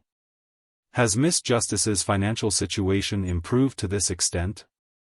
Klein was shocked too. For a moment, he wanted to speak out to urge her to pay the £2,000 she owed to his adorer as soon as possible, but, considering that he had already agreed to Miss Justice postponing her repayment until February or March, he could only keep silent and not ruin his image as the fool. At the very least, the money for the faceless Beyonder characteristic would be available soon. The speed only depends on how Mr. Hanged Man contacts that particular artisan and the speed at which the artisan can produce the mystical item. Unfortunately, I can only rely on Mr. Hanged Man to contact an artisan for the time being. Otherwise, I can directly sell the special characteristic to Miss Justice without having to pay a commission. With this in mind, Klein's mood became mixed. After finalizing a big deal, Alger heaved a silent sigh of relief, feeling his financial situation slowly improve. After thinking for a few seconds, he asked, "Ladies and gentlemen, which one of you has a way or item to make everyone on board a ship sleep at the same time?" The reason why Alger still hasn't gone to that primitive island to hunt down the Blue Shadow Falcon was that he hadn't thought of a method of leaving the Blue Avenger, as well as the 10 or so sailors and crew members of the church without garnering any suspicion. Let everyone on a boat fall into a deep sleep. The first thing Klein thought of was the biological poison bottle, but the effect of this thing was completely uncontrollable, so he was afraid that the outcome wouldn't look too good. Then, he remembered the nightmare soul in Creeping Hunger. Making people fall into a deep sleep and dragging them into dreams were specialties of this Beyonder job. But the problem lies in the fact that a nightmare is unable to make that many people fall asleep at the same time. The limit to its influence doesn't exceed 10. To satisfy Mr. Hanged Man's request, it needs to be a sequence 5 of the corresponding pathway or even that of a demigod. Klein struck down the thought and didn't let the world speak. At the same time, Audrey, Furs, and Derek either shook their heads in response or answered with, "No." Emlyn tried to recall and said, "I can help you ask. Perhaps us Sanguine have some mystical items that have a similar effect in the clan." Always saying, "us Sanguine." In the future, I can convince him by targeting this angle. Alger noticed this and nodded with a smile. "I'll have to trouble you." Seeing that the transactions were coming to an end, Klein quickly got the world to bring up his latest necessities. "Everyone, help me keep an eye out on the remnant spirituality of ancient wraiths and a pair of eyes from a 6-winged gargoyle." Other than that, the supplementary ingredients weren't too hard to purchase. He didn't think it was necessary to go through the Tarot Club. "All right." Derek was the first to respond. Then, he added, feeling somewhat embarrassed, "Mr. World, the method for removing the mental corruption of a Beyonder characteristic will still require some time. I should be able to advance to sequence 7 soon." With that said, he looked to his side. "Mr. Hanged Man, once I return to the City of Silver, I'll make a list of the commonly seen monsters in the vicinity." He had kept everything he owed others and every promise he made without fulfilling them in mind. These plagued him to the point that he couldn't even sleep in peace. "No problem," the gloomy world indifferently said. Klein really wasn't in a hurry. He hadn't finished concluding his faceless principles, and his digestion of the potion had only just begun. It would still take several months. Therefore, his plan wasn't to head straight for the Gargas archipelago. Instead, he would act as an adventurer and a traveler as he worked his way through the colonial islands. From time to time, he would change his identity and experience life in order to extract the faceless principles. During this process, he would inquire more about mermaids in detail. After knowing that the Church of the Goddess reared such spiritual creatures and that they possessed high-sequence potion formulas of the seer pathway, Klein kept feeling worried about traps placed against every faceless in the Gargas archipelago who sought advancement. In other words, Klein had to spend 2 to 3 months or more time traveling and adventuring on the Sonia Sea. This long period of time was long enough for the Sun to obtain a potion formula, gather the corresponding ingredients, and ascend to the sequence 7 Solar High Priest. With the conclusion of the transaction portion of the gathering, the Tarot Club members entered the period for free communication. Audrey didn't disappoint the Hanged Man's expectations by standing up first and raising the ends of her skirt, bowing towards the very end of the long bronze table. "Honorable Mr. Fool, I would like to know the hidden truth behind Backlund's great smog. Is it purely a result of those cultists' bid to awaken the primordial demoness and to allow the true creator's descent? Why did Prince Edisac choose to cooperate with them? According to your principle of equivalent exchange that was set by you, what do I need to pay in order to obtain the relevant information? If I knew, things would have been completely resolved now." The experienced Klein maintained his relaxed posture, chuckled and said, "There's no need. The root of the problem hasn't been discovered yet, but there are enough clues. I hope the members of the 3 churches aren't too stupid. The root of the problem hasn't been discovered yet? Mr. Fool has made his adorer give the churches and the military a certain amount of clues?" Audrey was rather shocked when she heard this, but she felt that this wasn't too surprising within her previous concerns and worries. "Thank you for your answer." She sincerely bowed once more. "Is Backlund still in danger?" Furs suddenly felt uneasy. After Miss Justice sat down, Klein controlled the world to chuckle and say, "Mr. Hanged Man, I discovered the Balin person you mentioned. The Balin who was involved in the escape of many slaves from the colonial islands?" The Hanged Man replied with disbelief. "Yes, reddish-brown skin, of southern continent descent, Backlund accent, and the 3rd tooth on his left fake," the world answered hoarsely. "It should be him." Alger recalled for 2 seconds before saying, "Where is he? What's his present identity? Also, Mr. World, do you wish to receive £100 in cash directly or an item of equivalent worth?" This was the mission of the Church of Storms, and purchasing clues was a reimbursable act, therefore, the Hanged Man wasn't pressured at all. Of course money. Klein, who was vexing over his living expenses, controlled the world to say, £100 in cash. Balin is in Backlund. He was seen meeting a member of MI9 who was loyal to the royal family. I don't know who it was exactly, because he was wearing a mask. A member of MI9 who was loyal to the royal family.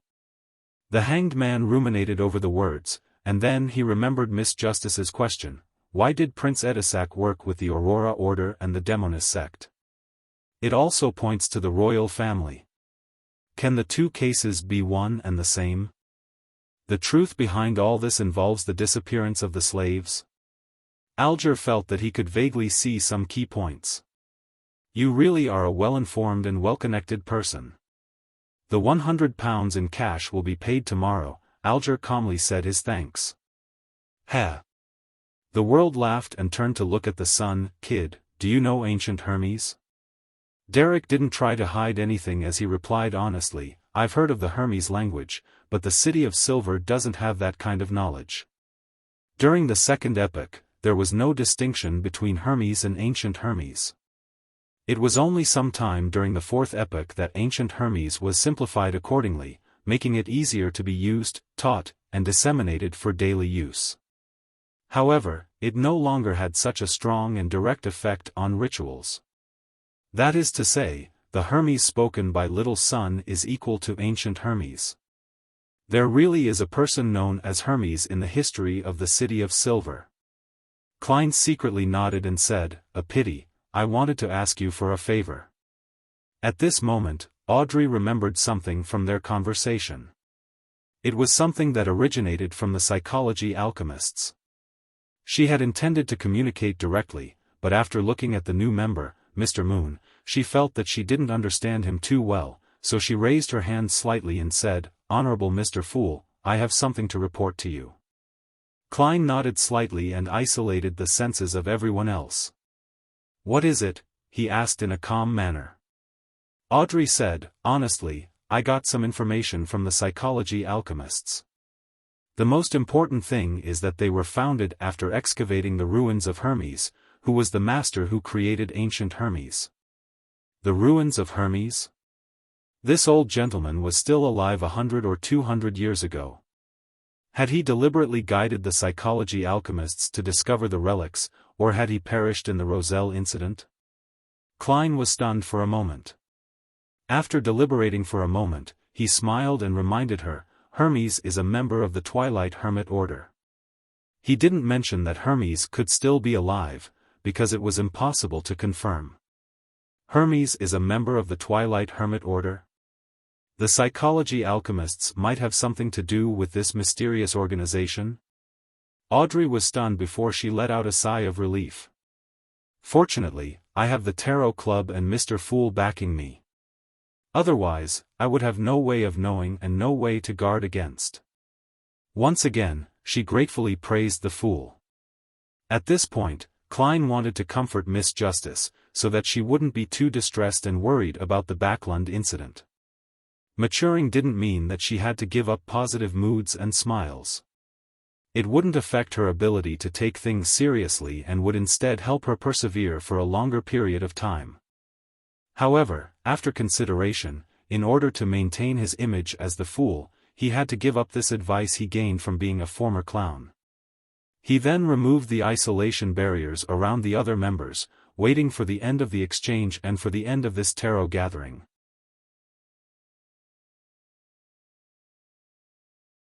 Chapter 489, Held Up Suggestion. After another round of conversations, Derek suddenly asked a question, "Honorable Mr. Fool, what kind of hand gesture should we use when we would like to thank you usually?" Hand gesture? Klein was momentarily stumped by Little Sun's question. It had never occurred to him to imitate the gesture of drawing a clockwise circle from the Church of the Goddess, nor the Church of Storm's prayer gesture of striking the left of one's chest with their right fist. This is probably the last bottom line of a fake god. He lampooned inwardly. Seeing Mr. Fool smile without a word as though he was waiting for her and others to make suggestions, Audrey suddenly had a lot of inspiration and came up with a new question. Her eyes sparkled as she looked around and said, "Everyone, should we design a secret gesture to indicate our identity? Our tarot club doesn't have many members at present, so there's no need to worry about us appearing at the same spot and ending up opposing each other due to various reasons. But in the future, it might be very difficult to avoid that. We need a set of unique signals, so as to identify friend from foe. I have an idea for that." Klein suddenly remembered the secret hand gestures he knew from his previous life, such as the hand in waistcoat. Just as he was about to manipulate the world to make a suggestion, the hanged man opened his mouth. "No, Miss Justice, I don't think it's a good idea. Compared to other secret organizations, our tarot club's most striking characteristic is that the members do not know each other. Even if... let me raise an extreme example. Even if one of our members are captured and interrogated, they wouldn't be able to affect the others unless there's someone who can resist Mr. Fool and enter this place directly. And that is clearly impossible. Once we have a full set of signals and passcodes, traitors can allow the opposing faction to use these means to fish us out one by one. Are you that eager to flaunt your identities as Tarot Club members?" Audrey temporarily failed to provide a rejoinder as she stammered, "But, it's reasonable to worry about the situation you mentioned, but this can be avoided through our fixed interaction every week and creating a temporary gesture ahead of time, as well as praying to Mr. Fool." In consideration that she would be providing him large amounts of gold, Alger's tone gradually turned pleasant. Audrey replied with some understanding, "The simplest example is that at the tarot gathering on Monday, we'll first understand if there's a possibility of us bumping into another member, to the point of entering a conflict. Hence, we'll design a set of temporary gestures to identify ourselves. After the matter is over, we would immediately abandon that gesture. If there's any sudden situation and we're unable to communicate in time, or if there's some suspicion, we can seek an opportunity to pray to Mr. Fool to confirm if another member is participating in the same event? Something like that. Alger let out a silent breath. At that moment, Derek suddenly said in enlightenment, "Sorry, I asked a foolish question." Mr. Fool never mentioned any gestures to thank him, because he was worried about us exposing ourselves. He immediately looked to the end of the long bronze table. "Your wish steers our path. I just thought of a special hand gesture." Klein chuckled and replied, "That's right." He cast his gaze towards the other members and said in a composed manner, "Let us end today's gathering here. By your will." All the members apart from the moon stood up at the same time. Emlyn froze for a second before standing up in a flurry, mimicking the bows of the other members. A deep red light immediately appeared in front of his eyes, and he felt his body plummet slightly.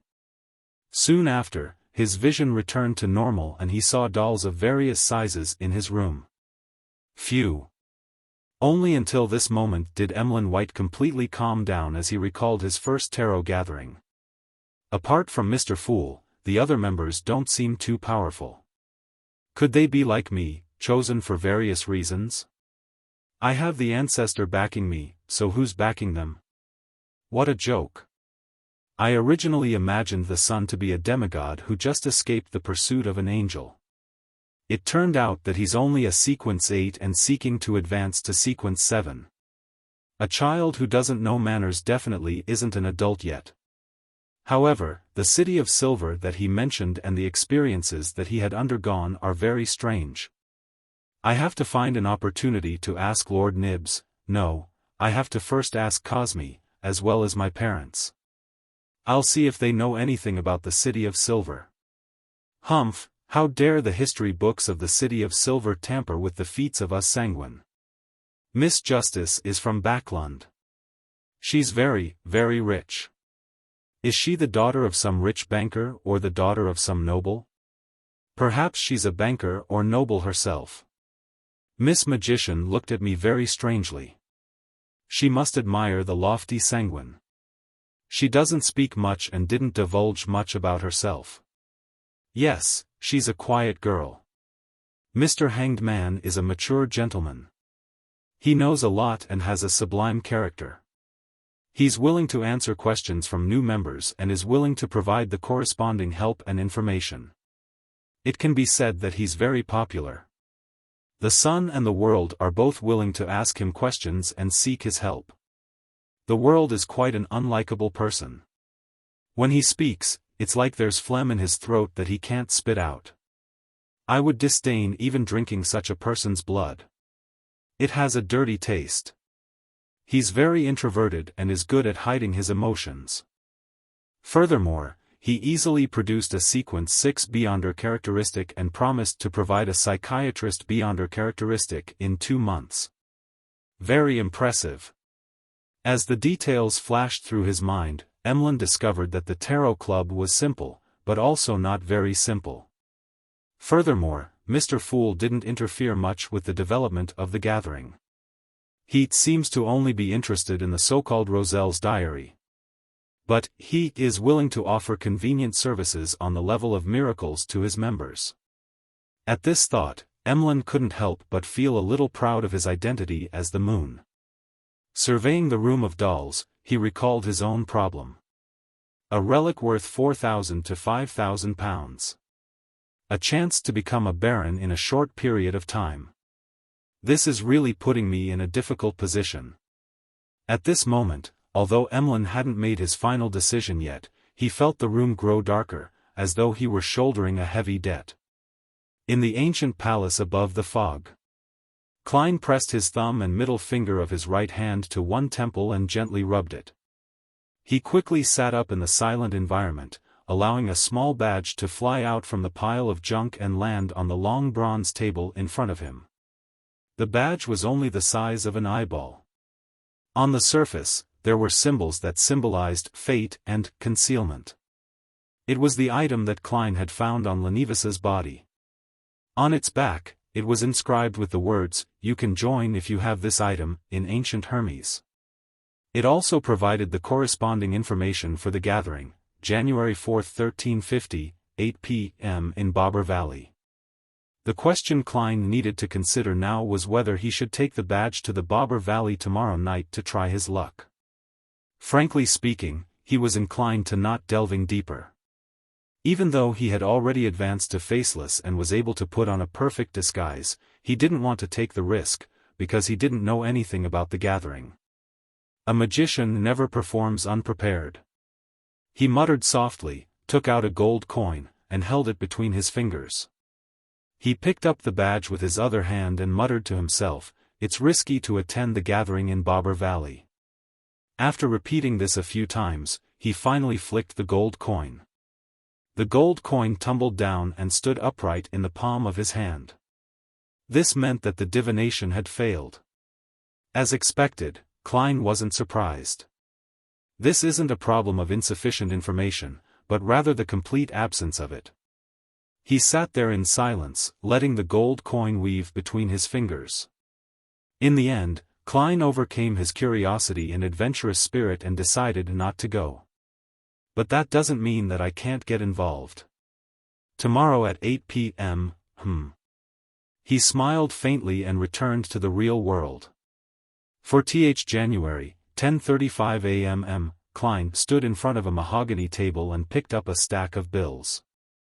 There were 5 10-pound notes and 10 5-pound for a total of £100. This was the payment which the hanged man had just paid via a sacrifice. The 15 notes made Klein's wallet much fuller, and he was finally able to buy his ticket in peace.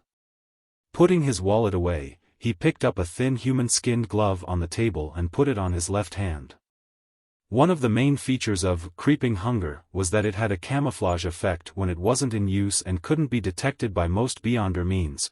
Therefore, Klein was able to switch between its original appearance, gloves of various colors, and camouflaging it as skin.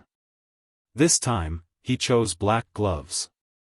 To that end, Klein had specially prepared an individual black glove for his right hand.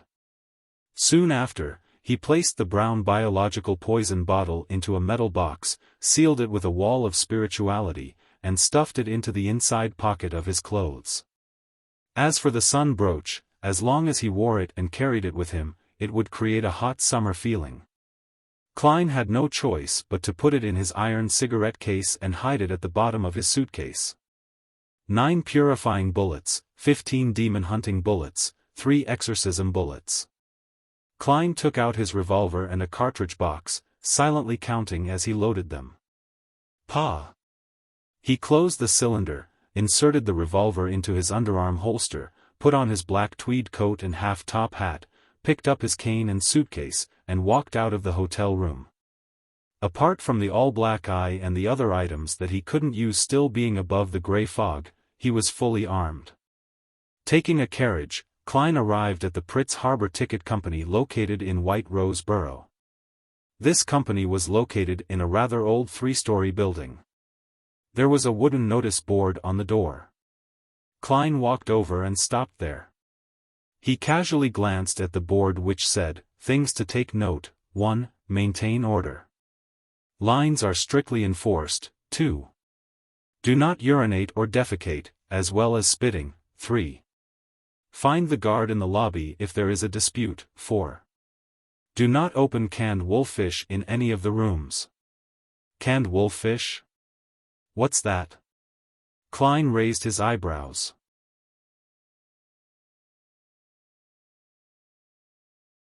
Chapter 490, Warning of a Former Sailor. The lobby of the Pritz Harbor Ticket Company was rather spacious, with 7 ticketing windows, but there were already a dozen or so people lined up in front of each. Klein took a glance and didn't directly go to the one with the fewest people. Instead, he took 2 steps to the right and arrived in front of an erected brown board. There were many pieces of white paper pasted on the wooden board, announcing all the information about the recent week's passenger ships, including their destinations, the ports they passed, and the prices of the different cabins. Before Klein could take a closer look, a staff member came over and drew a red circle on the second-class cabin of one line, marking it with a single phrase, "Sold out." So popular, Klein sighed. Of course, Pritz Harbor is the kingdom's largest port. Countless people pass through here to the southern continent and the colonial islands to seek out opportunities. A middle-aged man who was standing next to the wooden board replied in a clearly boastful manner. He was wearing a black bonnet and a black and white checkered uniform similar to that of the police, but he had no epaulets. All he had was a seagull badge hanging from his chest, exactly identical to the logo of the Pritz Harbor Ticket Company. The middle-aged man's face, hands, and all of his exposed skin were bronze in color and rather rough. It was as if he had been exposed to the sea breeze and the sun for many years to the point of giving people the feeling that he had salt in his wrinkles. Find the guard in the lobby if there's a dispute. This should be the guard. Klein remembered the things he had to pay attention to at the door. He didn't mind that the other party had taken the initiative to talk to him. He smiled and said, "You seem to understand this port very well?" Hearing this question, the middle-aged man replied quite smugly, "I was once a sailor with the kingdom's navy, and their main base was located at Pritz Harbor's Oak Island. I served for 15 years and spent a long time in the sea around here. If it wasn't for East Balam's war destroying my health, then I could be a sailor for another 10 years. I know this port as well as I know my wife's body. A little cultured but also a little vulgar."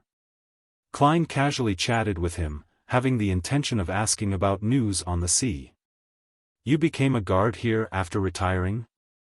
"No, I was crammed into a night school for 2 whole years as a student and as a gatekeeper. Holy Lord of Storms, can you imagine the scene of someone my age reciting with a bunch of teenagers? And they know and remember words faster than I do." The guard showed an expression that showed how unbearable it was to reflect on the past. As he spoke, he patted his thigh and sighed. "Unfortunately, my knees can't stand wet weather, otherwise, would be a part-time teacher at night. Those kids will make you feel young, but I won't deny that it's because I want to earn more money. When you have a wife and 4 children, you have to realize that you have to support your family." "Sir, you talk a little too much. Maybe that's why the ticket company hired you as a guard." Klein smiled and didn't continue with the man's topic. "I just saw the things to take note of at the door and found that canned wolffish are not permitted to be opened here. Frankly speaking, I've never heard of such a thing." The guard's expression suddenly became complicated. He pinched his nose and said, "It's a food that's popular in places like the east coast of Fay-Sac and the Gargas archipelago. It's wolffish pickled in salt, but it retains the blood, and the smell is very, very stimulating. It stinks and it's disgusting. It turns out to be a food of unknown origins." Klein laughed and said, "But I don't think anyone would specially eat canned food while waiting in line to buy a ticket, right? No, you don't understand that feeling. Perhaps, one day you will." The guard showed a look of lingering fear. "There was once a barbarian from the north who came here to buy a ticket. As there were already many people lined up in front, causing the hall to look like a barrel filled with fish, he became very anxious, so he opened a can of wolffish. In less than 10 seconds, only he and a few guys were left in the lobby. This is a biological weapon. An ordinary version of my biological poison bottle." Klein laughed. In the end, he successfully bought a ticket, and a new point to take note of was added outside. The result wasn't as he expected. The lady and the gentleman in charge of ticket sales also escaped. Heh, as you know, the brains of barbarians are even worse than that of curly-haired baboons." The guard chuckled. "When I was a sailor, there was a rumor at sea that a group of pirates controlled a merchant ship from Rolls. That's a city on the east coast of Fay-Sac. In short, the pirates eagerly opened their spoils, but who knew that they were barrels filled to the brim with wolffish? Can you guess the outcome? They fainted, vomited, and lost their fighting power, and the crew received their bounty reward. Good story. Klein tried not to laugh. He returned his gaze to the pieces of paper on the wooden board and searched for information for a ship scheduled to depart on January 5th. As a professional, he had previously divined which date was suitable for setting sail on this week. It came out to be the 5th and 8th. And among the passenger ships that headed to the Rørsted archipelago, the St. Havre and the White Agate suited him the most. There are still tickets, and the prices are about the same, £4 for third class, £10 for second class, and £35 for first class. People who depend on the sea for survival more or less believe in the Lord of the Storms. Even in countries like Intis and Faysac, there are fishermen and crew who secretly believe in this forbidden deity, in a bid to be safe out at sea. The name St. Havre originates from the Church of Storms. It has a certain background. Klein thought it over. He was inclined to choose the White Agate. Not in a rush to make a decision, he turned to look at the guard. Do you know anything about the White Agate? The guard immediately smiled. Sir, you have a good eye. The White Agate is a steam-powered ship, but it also retains a sail. Its maximum speed is 16 knots. Also, the captain is very experienced. He was once the boatswain of the Royal Navy's William V. No, it should be the Imperial Navy. The king has always claimed that he obtained the title of Emperor in Balam. In the Imperial Navy, no matter how outstanding or excellent the average person is, he can at most become a boatswain. He cannot be an officer unless you can satisfy your superior, regardless of what method is used. Only then can you be recommended to the Pritz Naval Academy as a reserve officer. This is how Eland was forced to leave the Navy and ended up joining the White Agate, where he slowly became captain one step at a time. I suggest you choose a first-class cabin. That way, you'll have rooms for 3 to 4 servants, an attendant who has received etiquette lessons, an appointed chef who has excellent culinary skills, a quiet restaurant where you can enjoy the scenery, a special room for smoking cigars, and a place where you can gather and play cards. Hearing the guard's detailed explanation, Klein couldn't help but feel suspicious. Noticing his expression, the guard smiled in embarrassment. Eland was my boss in the past. He would often treat me to drinks and ask me to help him promote the first-class cabins. But you can rest assured that everything I say is true. This really isn't the problem, it's a problem with money. Klein silently said to himself. Having made up his mind, he asked after some deliberation, Sir, what advice do you have for a maritime adventurer? To suit Gehrman Sparrow's identity, Klein had modified his image slightly to make himself seem colder and sharper. Adventurer? The guard unconsciously raised his voice. Many people in the queue turned to look at Klein. Based on his spiritual intuition, Klein instinctively traced a line of sight. He saw a man in his 30s wearing a black top hat. He had a boorish face, weather-beaten wrinkles, a strong but not tall body, and pale blue eyes that had experienced a lot. Another adventurer? Klein and the man looked away just as their eyes met. At that moment, the guard squeezed out a smile and said, I'm sorry, I'm a bit too sensitive on the term adventurer. In my opinion, this is equivalent to a fugitive, a sea villain, and a person who goes against his pledges. No, I'm not talking about you. You want sincere advice? You have to remember 3 things. First, do not provoke pirates. Second, do not provoke pirates. Third, do not provoke pirates. Unless you're a member of the Navy or the Church, do not go against the pirates. Don't be fooled by the enthusiasm of the island girls. They're either pirates or want you to take them to Pritz, to Backlund. It's not entirely their fault. In order to cheat them of their bodies, many sailors, crew, and passengers paint them a very attractive metropolis and a very beautiful life, then kick them out of their beds and abandon them, leaving them in their original spots. What a bunch of vile people. In this era, people who live on the sea can't be too kind. Is the order at sea that bad? Pirates are this rampant? Klein nodded and said, "Thank you, I know what to do now." Saying this, he walked over to the line with the least number of people. Behind him, the guard shouted, "And the legends of treasure at sea are all fake." After buying a second-class ticket for the White Agate, Klein returned to the hotel and waited patiently for the night to descend. In the process, he had enjoyed the most famous fried fish in the Pritz harbor.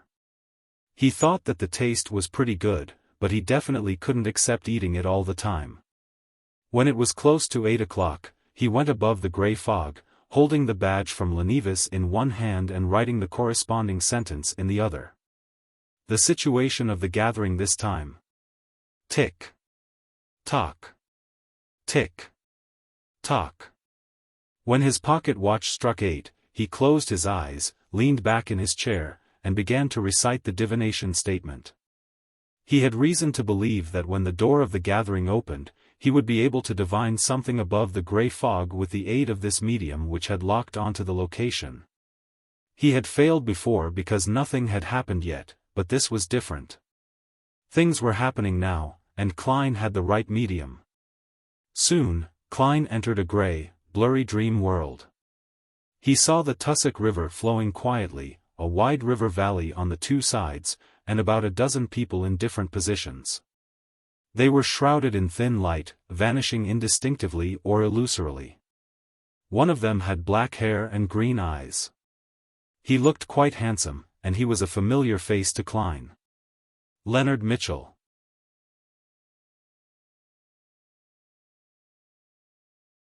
Chapter 491, The Sherlock Moriarty in the Investigation Report. Leonard? Klein thought for a moment that he was mistaken. However, the blurring caused by the rays of light wasn't that serious. Being familiar with Leonard, he was able to quickly confirm his previous judgment. In the time it took to take a breath, Leonard disappeared, the light dispersed, and the valley returned to its midwinter silence. The scene which Klein saw in the dream shattered as a result. He opened his eyes and placed the badge he had obtained from Lenevis on the surface of the long bronze table. Is it really Leonard, or a faceless disguised as Leonard? Klein considered and flipped a gold coin. His spirituality had told him through the medium that it was Leonard Mitchell, his teammate from the Tinjin Nighthawks team. Is he the investigator sent by the Church of the Goddess for the gathering, or is he risking his life to find an opportunity to find the revenge target while keeping the Nighthawks in the dark? Klein muttered to himself in suspicion. It was hard to make an accurate judgment. And without any leads, his divination couldn't provide him with any revelations. After a few seconds of silence, Klein gave a self-deprecating smile as he drew a crimson moon on his chest. I wish him the best of luck. May the goddess watch over him. Klein no longer bothered with the problem, and he planned on understanding more about the gathering before deciding whether or not to participate in the future or to warn Leonard Mitchell anonymously. Backlund, in a secret room in the basement of the Steam Cathedral. Icancer took off his hat, pressed down his fluffy but not soft hair, and sat in the first seat on the left. Then, he took out the ancient silver mirror of a Rhodes from an inner custom-made pocket in his clothes and placed it in front of him. To his right, across him, and diagonally across him, were the machinery hive mind deacons and captains, all of whom had been summoned by the member of the Divine Council, the Archbishop of Backlund, Horace Haydn, for a meeting. The white-robed archbishop looked like an ordinary old man, sitting calmly at the end. Seeing that everyone had arrived, he looked around and softly said, "Let's start with Icancer. Tell me in sequence about the investigation over the past few days." Icancer Bernard pushed his hair while flipping through the thick document file, and he reported in a concise manner, "Your Grace, we were in charge of Sherlock Moriarty. After a careful investigation, and with the aid of Beyonder means, we confirmed that he was pulled into the matter. Prior to the incident, there was no evidence that he knew of Prince Edisac's problem. He and the dead Talon Dumont were friends, and he indirectly fulfilled some of the tasks entrusted to him by the prince, but there weren't many problems. At most, he had falsely made some fraudulent claims for his expenses. At this point, Cancer suddenly felt a little worried because Sherlock Moriarty was also an informant for the machinery hive mind, and his expenses here were likely to be somewhat exaggerated. In any case, his job as an informant was very effective and very outstanding, enough to offset a lot of problems, and he hasn't become our informant for long. The money involved was mostly just from commissions. Cancer exhaled slowly and continued to report, "Our conclusion is that he's considered an innocent party and that there is no hidden plot behind him. He once keenly noticed the danger of Red Rose Manor, but that is a typical example of coming to the correct conclusion from an incorrect deduction. He was afraid of the royal family's internal strife, and for this reason, he had been slow in his work and didn't do any substantial investigations. On this, he had reported it to us. Unfortunately, he still failed to avoid the matter, but he was lucky enough. He mentioned that the descendant of death happened to be monitoring the vicinity of Red Rose Manor at the time, hence, he was rescued from the perilous situation when the meteorite fell. The signs at the scene are ample proof of how terrifying that strike was. It's likely due to 0-08. Klein mentioned the existence of Ints Zangwil and 0-08 in his letter. As for whether or not he knew the former archbishop and the Grade 0 sealed artifact, no one was concerned about it, because he was with Isaac Eggers for some time. It was entirely possible that he learned the information from him. This was also a conclusion that everyone subconsciously came up with.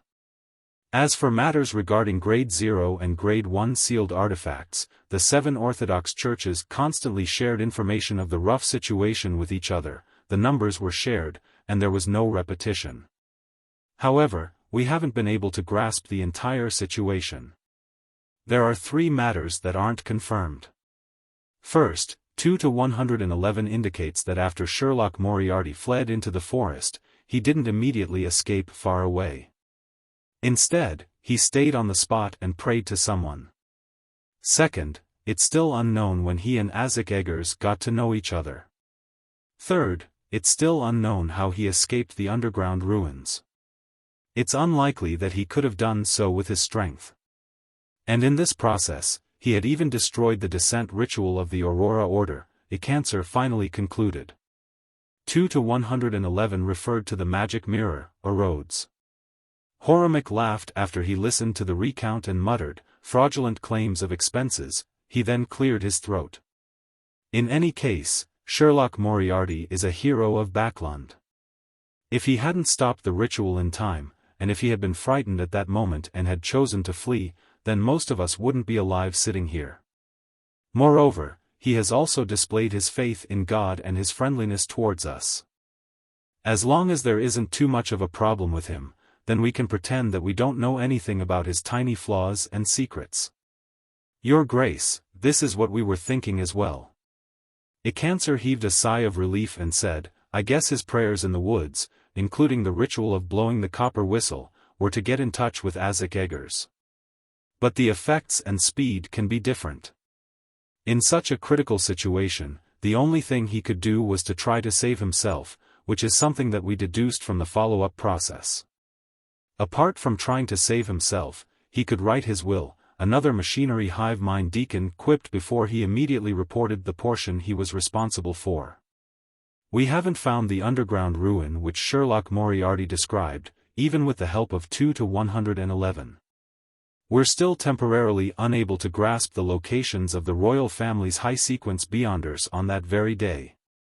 It can be confirmed that the Church of Evernight received the information first. This came from a special channel of Earl Hall, but the specific situation is unknown. Most of the forces of the Aurora Order in Backlund have been eliminated by us, the Nighthawks, and the mandated Punishers. However, I suspect that they still have some hidden strength.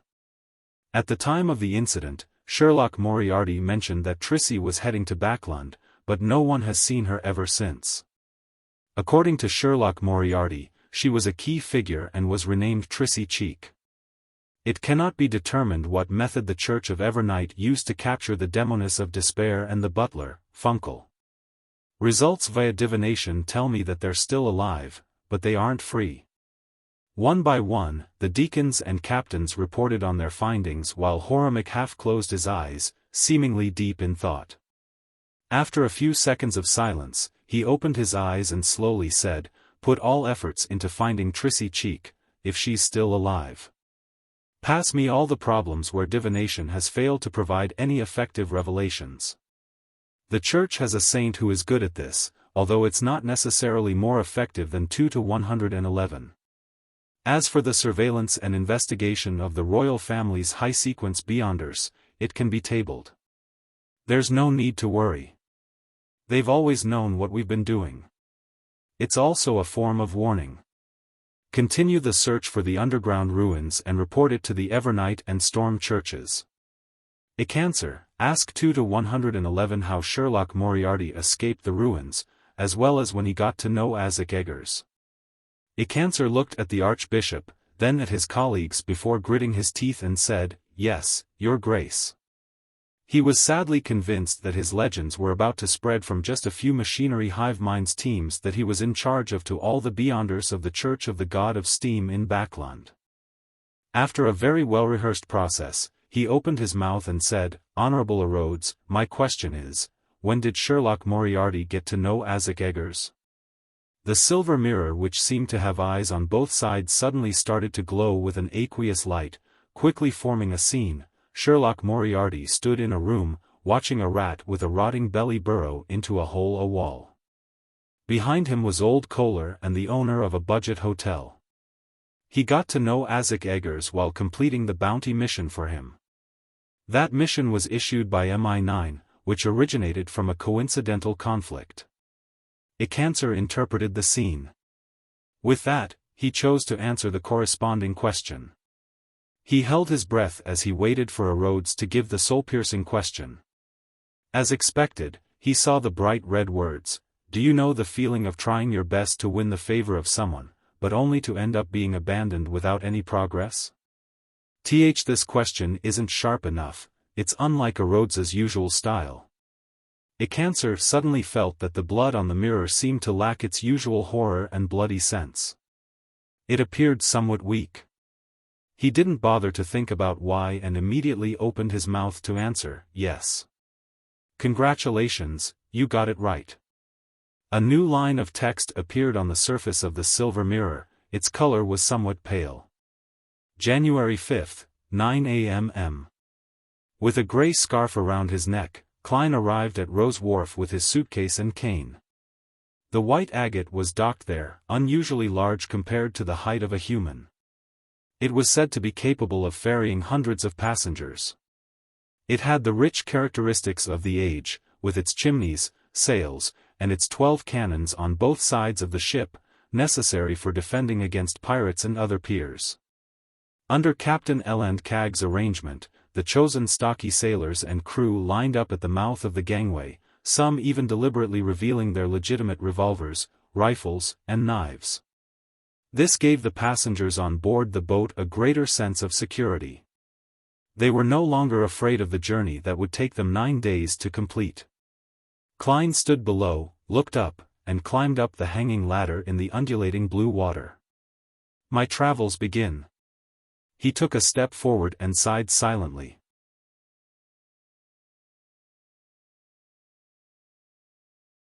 Chapter 492, Adventurer. As soon he stepped onto the deck and before he could enter the cabin, Klein saw a figure moving through the crowd towards him through the corner of his eye. He looked over his shoulder with an air of indifference but hidden vigilance, and he saw a man in his 30s wearing a black half-top hat and a windbreaker of the same color. The other party had a weathered face, looking boorish but extremely masculine. His light blue eyes didn't contain a smile, as if they were immersed in many past events. "He looks a little familiar."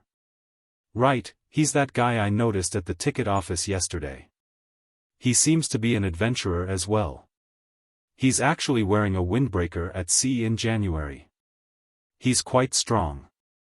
While lifting his cane with ease and pointing diagonally downwards, Klein said with a smile, "Good morning, we meet again." It was like he was greeting an old friend. The boorish man, however, wasn't surprised. He stopped and nodded in a somewhat reserved manner, saying, "Cleves, a former adventurer. Mate, are you in the same trade? I thought you knew yesterday." "Gairman Sparrow," Klein responded with a smile. He didn't pass his cane to his left hand, because he didn't intend to shake Cleves's hand. "I can tell." Cleves maintained 2 seconds of silence and said, "Being an adventurer isn't a beautiful profession. I've already switched careers and have become a bodyguard. This time, I'm accompanying my employer's family to the capital of the Worsted Archipelago." He half-turned and pointed to another spot on the deck. Klein traced where he was pointing and saw nearly 10 people gathered together. They were led by a plump middle-aged gentleman with ruddy cheeks and spirited eyes. On his double-breasted suit, Klein could see the gold chain from his pocket watch and a jeweled collar brooch. Next to him was a lady in a wide-brimmed hat, her face completely hidden by the dark blue muslin that hung down, and her figure wasn't too bad. Standing in front of the couple were 2 children. The younger one was a boy who wasn't even 10 years old. He was wearing a child's version of a tailcoat. The older one was 15 or 16 years old and was a lively and energetic teenage girl. Her looks couldn't be considered outstanding, but her pair of brown eyes were quite bright and intelligent. Her faint freckles and puffy dress added to her playfulness. Around them were 3 people carrying suitcases and all sorts of items, a man and 2 women, all dressed as servants. One of the maids had brownish skin, clearly of southern continent heritage. The bodyguards protecting the 7 people were a man and a woman. They were dressed simply and neatly in white shirts, light sweaters, black coats, dark trousers, and sturdy leather boots. The 2 bodyguards deliberately didn't hide the outlines made by the gun holsters by their waists. They didn't relax as they inspected the approaching passers-by. Their eyes were sharp and they were composed. 3 servants and 3 bodyguards? Klein asked casually. This is quite an extravagant setup, which means that their employer is a rich person. Instinctively, he made his judgment. Yes. Cleves nodded. Without another word, he quickly turned around and walked towards his employer's family. Klein was stunned. He didn't know why Cleves had specially come to greet him for. After recalling the novels, movies, and television dramas he had seen in his previous life, he gradually understood what Cleves was implying. "He's a little wary of me, or should I say of someone who claims to be an adventurer while not looking like someone to mess with, so he introduced himself in advance to indicate his identity and what his job is. It's to tell me to not have any plans regarding his employer's family. In short, you do what you do, I do what I do, and we stay out of each other's business." Is this the tacit understanding between experienced adventurers and veteran bounty hunters? Interesting. Klein chuckled. He carried his suitcase and black cane as he went into the cabin. With the help of his ticket, he found his own room. With a creak, he pushed open the wooden door and walked in. The room wasn't very spacious, just large enough to fit a bed, a table, and a cupboard. There weren't even any chairs. Its greatest advantage was that it came with windows. The wharf sunlight shone in, illuminating the table and bedside with pure golden spots. A member of the crew mentioned that the washroom and bathroom are for public use, with about 8 rooms sharing one. If someone urgently needs one, then they can provide a wooden toilet, but one must pay the cleaning fee of 3 pence each time. I have to be grateful that after the white agate was renovated, it has many metal pipelines laid. Boilers are burning and hot water is being supplied, providing a relatively convenient way of life. Otherwise, my travels wouldn't be a pleasant one. Klein silently sighed. He quickly took out his necessities and placed them on the table for daily use. When he was tidying up the place, he sat down on the edge of the bed, which wasn't too high, and he listened to the long whistle of the steam whistle. He felt the power that stemmed from steam and machinery contained within it. When the ship began to set sail, Klein looked out the window at the sea and gradually withdrew his thoughts. He began to think about the most important thing that would happen next, the problem of how to act as a faceless While facing the true creator's descent ritual and the powerful Mr. A, the decision to give up trying to escape and attempt a sabotage act had allowed his potion to be digested a little. Based on this feedback, he gained some new insights into the acting requirements of a faceless. You can disguise yourself into anyone, but you are ultimately yourself. This is the principle which Nimblewright Master Rosago was made to remember. I originally imagined that yourself refers to my original identity, but from the looks of it, that's not the complete picture. What is considered as yourself requires serious thought. Klein leaned forward and bathed in the sunlight as though he was a thinking statue. After a while, he came up with an idea. Does this correspond to the spirit of one's identity, to their true identity deep down? Even back on Earth, Zhou Mingrui had worn a lot of facades, which formed a social persona. In a sense, this was a big part of what wasn't real. Yes. When I become someone else, I take over their identity. In order to not be discovered, I have to disguise myself socially, which is the same as wearing a different mask. When all the masks are taken down, there will be none left. What kind of yourself does a faceless see at the end of the day? Is this the deeper meaning behind yourself in that principle? When I face my inner thoughts, overcome my fear, and challenge the impossible without reasons stemming from society, am I really acting as myself? This is to be explored and verified. At this thought, Klein changed his position, trying to sit more comfortably. Remembering everything that had happened before, he found another question regarding acting. In the underground ruins, I disguised myself as Ins Zangwil and successfully escaped from my predicament, but why didn't I feel any signs of digesting the potion at all? Does this imply that to digest the faceless potion, a superficial disguise such as that isn't enough? Yes, this is closer to the use of beyonder powers and not acting. What can stimulate the digestion of the potion is a disguise on a deeper level. Is it being a true substitute for a person, becoming that person on a social level? Only when his relatives and friends are unable to find him for a long period of time does it prove that his disguise was a success. In that case, the reason why I feel harmony with the faceless potion is because I had previously disguised myself as Klein Moriarty. The first principle of faceless is that you can disguise yourself as anyone, but you are ultimately yourself. The second principle is to have a disguise on a deeper level that fools everyone. But to replace a person and become that person in a societal sense is quite evil just thinking about it. Don't tell me that I have to find those kinds of people who have died in a foreign land but have a wish that has yet to be fulfilled. Klein eased his baffling horror, and he drew up an initial direction for his acting attempts. The higher the sequence, the more difficult it is to act. He sighed, took out his pocket watch, and checked the time. Since it was still too early for lunch and the room was too small and cramped, he decided to take a walk on the deck and enjoy the scenery amidst the sea breeze.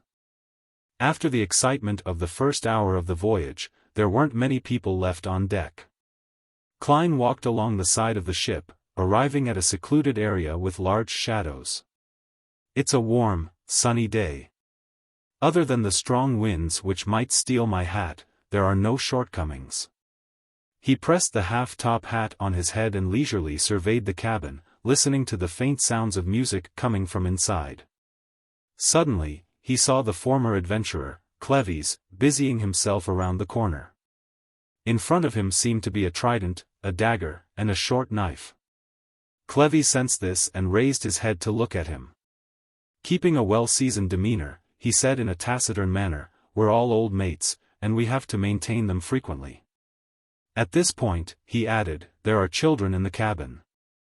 "Understood." Klein smiled in response. Clevis lowered his head and continued to busy himself. He casually asked, "You don't seem to have these things with you?"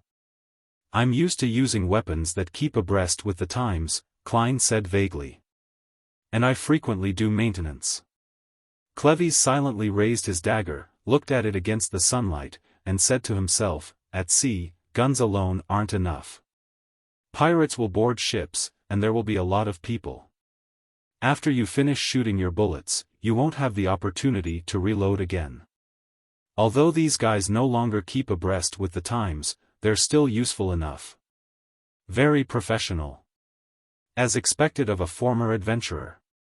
Klein leaned against the side of the boat and said half-jokingly, if there really are pirates boarding the ship, I'm more likely to choose not to fight back. Clevis turned his head and stared at him for a good 3 seconds before retracting his gaze. Then, as he packed up his things, he said in a low voice, it seems that you don't need me to remind you. You've already understood the rules of the sea. The bounty hunters who travel the earth are often unable to be adventurers at sea. He skillfully hid the dagger, short knife, and trident under his clothes, which dazzled Klein. Thank you. Klein smiled and nodded.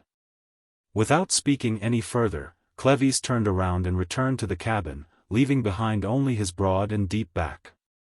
Klein smirked, shook his head, and turned his gaze to the side of the ship. Blue waves gently rose up and down, and silvery white flying fish occasionally leaped out of the water and soared in the air. This fish can fly and swim. They're considered the family of the Lord of Storms by fishermen and sailors, so even if they were caught by nets, they're returned to the sea. Klein was leisurely admiring the surface of the sea under the sunlight, as well as the flying fishes above the surface of the sea. An uncontrollable thought flashed through his mind. I wonder how good their meat is.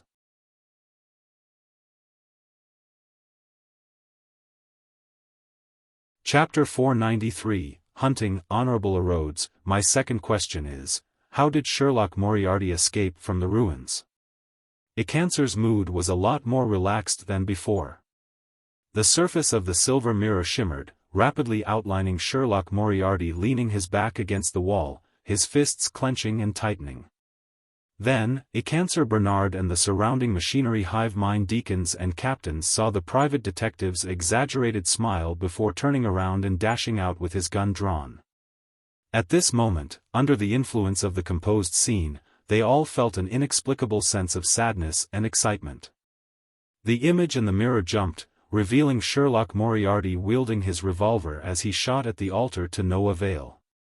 The scene of those disintegrating bullets caused everyone present to be a little worried. Then, Sherlock Moriarty threw out a brass key, and the altar showed signs of instability due to corruption. With the erupting air blast, Mr. A fell to the ground and Sherlock Moriarty pathetically fled out of the temple building. At this point, the image changed to have the slightly turbid Tussock River as the main background. Sherlock Moriarty and Mr. A floated in the water, looking up into the sky where there were no clouds or fog. Almost instantly, Mr. A became transparent and disappeared, leaving only Sherlock Moriarty looking around in astonishment. The Church of Evernight's reinforcements? Icancer said with a frown. Unfortunately, he didn't mention what appeared in his letter. We have no way of guessing. Was he trying to sell this secret for a good price, or was he simply affected by it and lost the relevant memories? Also, his experience of escaping from the underground ruins doesn't show anything. It seems like the corresponding clues have been concealed at the same time. He analyzed it quickly, in procedural sentences, and then without too great a psychological burden, he chose to answer with reciprocity instead of taking a risk. Erodes doesn't seem to be in the mood to be a prankster today. I can make the most of it. In his self-consolation, Icancer saw bloody words appear on the surface of the mirror. With a skip of his heartbeat, he had a bad premonition, suspecting that Erodes had already recovered to his usual state. The blood-like words wiggled and quickly formed into a question. Who was the person you gave your all to while trying your best to win the favor of, only to end up being abandoned? With his head buzzing, Icancer's face drained of all its color before flushing red. The question pierced a deep wound in him while leaving him at a loss as to what to do. If I mention who he is, then his reputation would be ruined before tonight. I've already become a kind of legend, in some sense. Icancer swallowed his saliva with great difficulty and bitterly said, I choose punishment. A bolt of lightning immediately descended. However, it was different from before. It was no longer silvery white and had been dyed with slight green. It hit him right on the head, causing his hair to stand on end and flash with the color of lightning. He shook violently like shaking dice, as though he had been drugged with a hallucinogenic drug. Archbishop Horamek sighed, closed his eyes, and muttered to himself, a grade 0 sealed artifact? When Ikancer recovered, he looked around and said, there's one more question. Where did the key that Sherlock Moriarty used to destroy the descent ritual come from? Which one of you is going to use 2 to 111? All the machinery hive mind deacons and captains looked at each other. For a moment, no one responded. The sound of water splashing against the ship's hold seemed to be the only sound left in the world. The sea at night was both noisy and quiet. Klein suddenly woke up and opened his eyes. He saw the wooden ceiling covered with a crimson moon veil. His spiritual intuition told him that there was something happening outside. Is someone having a rendezvous? He tilted his head to listen, vaguely able to hear some unnatural sounds. He sat up, put on his gloves, and put on his coat. His eyes turned dark as he took out a gold coin, flipped it, and quickly performed a divination. After receiving no revelations of danger, he took out the revolver under his pillow and put it in his pocket. After making the appropriate preparations, Klein opened the door and walked out of the room, following the sound to the upper deck. At this moment, at sea, away from the industrial pollution, the crimson moon quietly hung there, mysterious and dreamy. After carefully bypassing a few patrolling crew members, Klein arrived at the area where there was a commotion. He could smell the faint scent of blood. With the help of the moonlight, he looked over and saw the former adventurer, Cleves, squatting to the side of the ship and setting up something. There were 3 people hiding in the shadows of the cabin about a dozen meters away from this gentleman. One of them was a companion of Cleves, the female bodyguard in the black coat, and the remaining 2 were the children of their employer, a girl of 14 or 15 years of age and a young gentleman of no more than 10 years of age. The 2 youngsters wore thick, cotton nightgowns and outer coats. It was obvious that they had come out in a hurry. They trembled amidst the chilling night wind, but they still squatted there full of energy and vigor, looking at Cleves with their bright eyes. Playing hide and seek? Klein joked inwardly.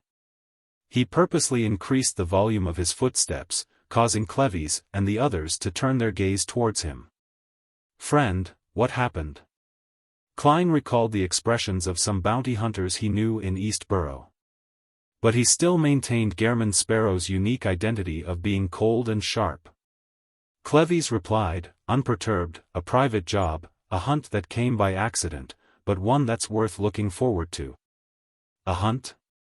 Klein's interest was suddenly piqued. The reason he had named himself Gehrman was that it represented the first hunter of a game he had played in his previous life, and it suited his idea of hunting evil at sea.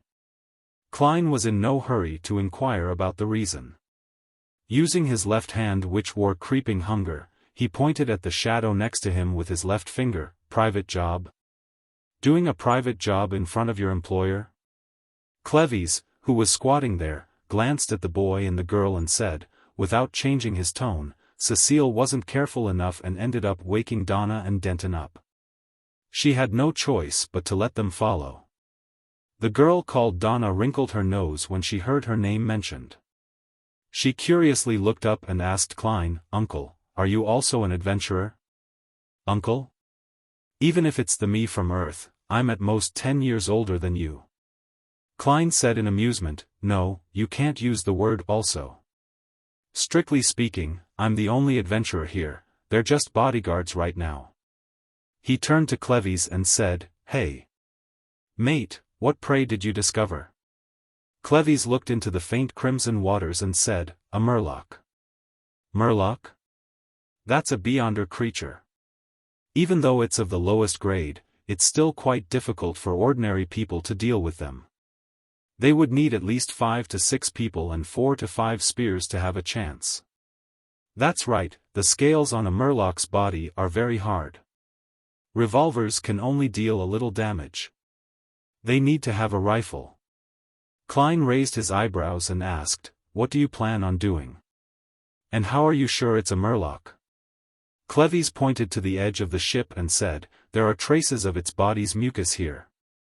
1 to 2 hours ago, it tried to climb onto the ship to attack the passengers, but the deck was still bustling with activity and there were lots of sailors and crew."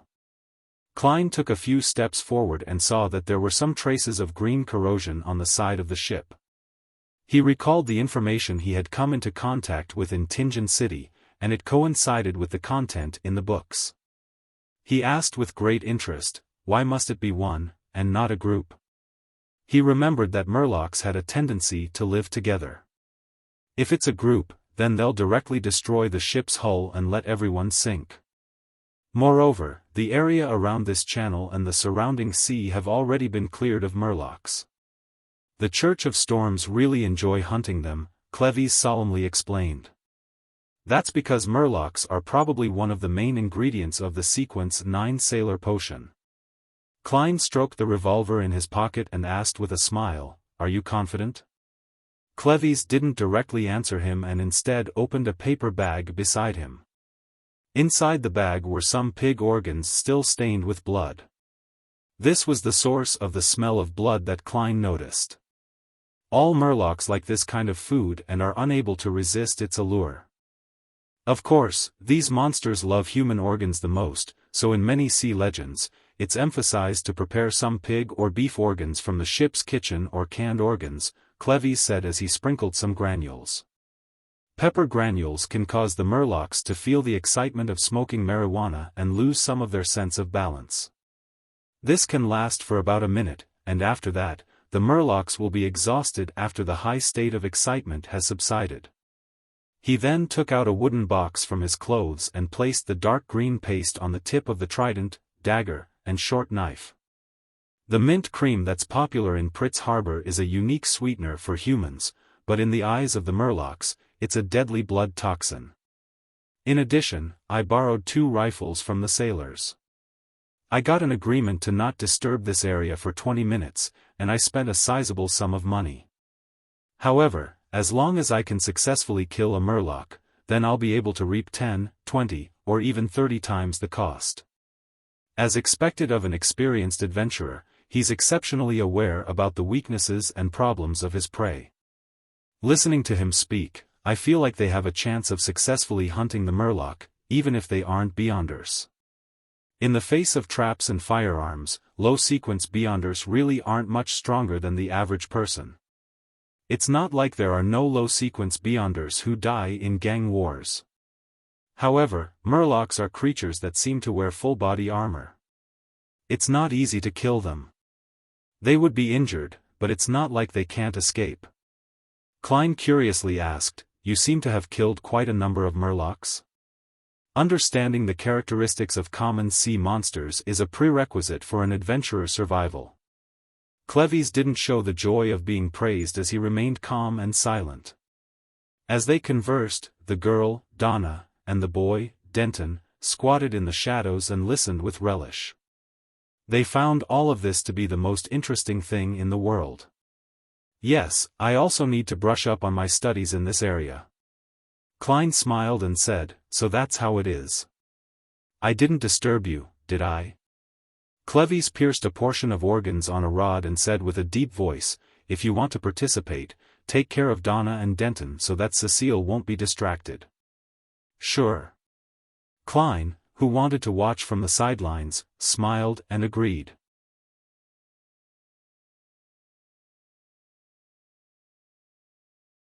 Chapter 494. A bite of Murloc. The red moon hung high in the sky as Klein walked over to Donna and Denton and squatted down beside them. Cecile, the female comrade of Cleves, let out a sigh of relief. She picked up the rifle on the deck, bent down, and quickly walked in another direction.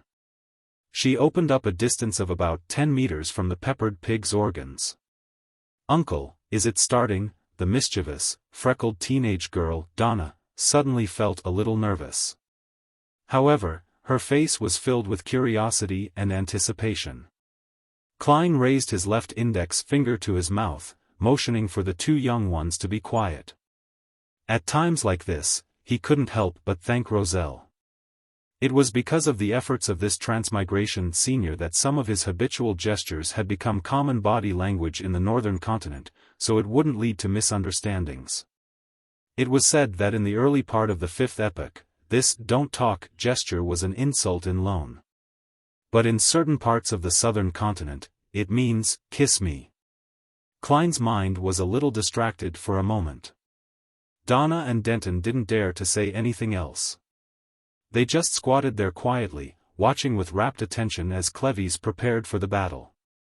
The former adventurer picked up a rod and threw the thread with some pig organs hanging from it over the side of the ship. With a splash, the bait entered the water. Calmly dispersing the remaining organs, Cleves wielded his weapon and retreated, step by step, to hide in the shadows opposite Cecile. The two of them formed an angle of about 60 degrees to the side of the ship where the rod was being supported. Leaning his trident and other weapons, he raised his rifle and tried to take in the feeling of aiming. The deck had completely quietened down, leaving only the operating sound of the steam engine and the crashing of waves against the ship. As the minutes ticked by, Donna and Denton couldn't help but switch from squatting to sitting, with their backs against the planks of the cabin, trying to soothe the paralysis in their legs. At that moment, they saw the rod on the side of the boat sink a little. The muffled sound of friction rapidly grew closer and closer. Suddenly, a figure jumped onto the deck. It was a monster bathed in crimson moonlight. Its entire body was covered in dark green scales, and there was a green slime flowing around it. It didn't have much in common with humans. It was like a giant fish that had grown 4 strong limbs, and there was obvious webbing in the cracks of its limbs. The Murloc was more than 9 meters tall, with round eyes and gills on its cheeks. It looked like demons from legends, making Donna cover her mouth to prevent herself from screaming. At the same time, she covered the mouth of her brother, Denton, as well. Good thinking. Klein smiled to himself as he carefully examined the Murloc. Unlike the sailor rampager he had seen before, real Murlocs didn't have human-like brains. They were pure monsters. The Murloc vigilantly scanned the surroundings before squatting down. It picked up the scattered pig organs, quickly stuffed them into its mouth, and produced clear chewing sounds. The light in its mainly white eyes gradually faded, as if it had fallen into a dream. It's of low intellect. Klein shook his head and made his judgment. Bang! Cleves pulled the trigger, and a bullet flew out from the rifle. It instantly struck the Murloc's chest, causing its scales to shatter and blood to splatter. Wah! The merman let out a cry which sounded like a child, and it threw itself at Cleves, who was hidden in the shadows. It was as fast as a steam train. At this moment, Cecile, who was in another position, opened fire as well. Bang! The bullet from the rifle struck the Murloc's ribs, causing many scales to scatter and the tall figure to stagger. The Murloc, who had eaten the pepper granules, became visibly sluggish. It stopped, unsure of which enemy to attack first. And this gave Cleves and Cecile a chance to calmly reload. They took aim again and pulled their triggers. Bang! Bang! The sprays of blood bloomed in succession. The pain caused the Murloc's eyes to regain its lucidity. It flipped and pounced, dodging the follow-up shots, and closed in on Cleves as if it were unhurt. Cleves methodically put down the rifle in his hand and picked up the trident that was leaning to his side. Instead of dodging, he leaped forward and rolled to the side of the Murloc. The trident in his hand ruthlessly and accurately pierced into the area where the scales on the side of his prey were shattered. The Murloc spun around abruptly, bringing with it a gust of wind. It forcefully threw the trident along with Cleves out, causing the former adventurer to crash onto the deck. The Murloc shook its head, as though sensing an intense discomfort. It didn't attack Cleves and Cecile again, but instead, took large strides to the side of the ship in an attempt to jump into the sea. Bang! Cecile's bullet hit it again, creating blood to blossom again, but it still didn't make it become immobile. With 2 steps, the Murloc reached a suitable spot. It bent its knees and prepared to jump up. However, its body was too weak to exert its full strength.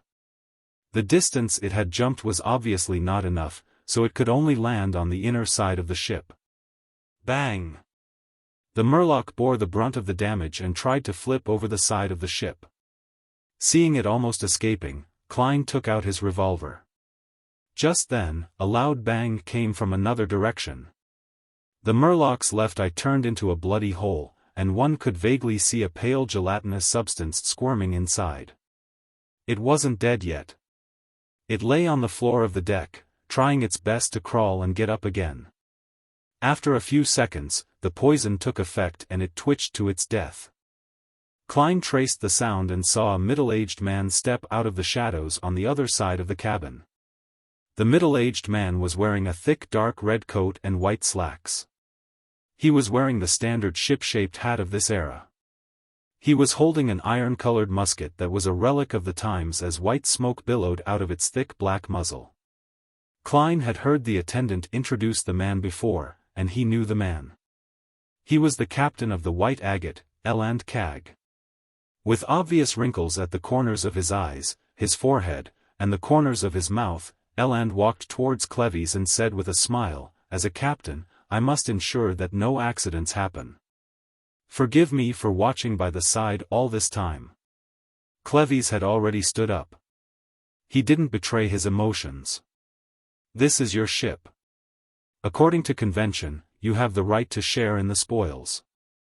Eland turned his head to look at Klein and others and said with a smile, "The next resupply of water and food is in 2 days' time. You'll have to think of a way to preserve the Murloc's corpse.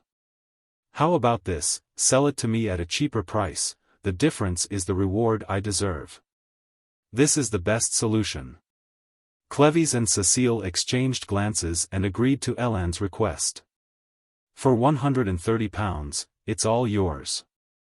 The Murloc Beyonder ingredient has a market price of 150 to 200 pounds. Considering the other parts with spirituality, 130 pounds is indeed cheap. However, this is the only thing Cleves and Cecile can do.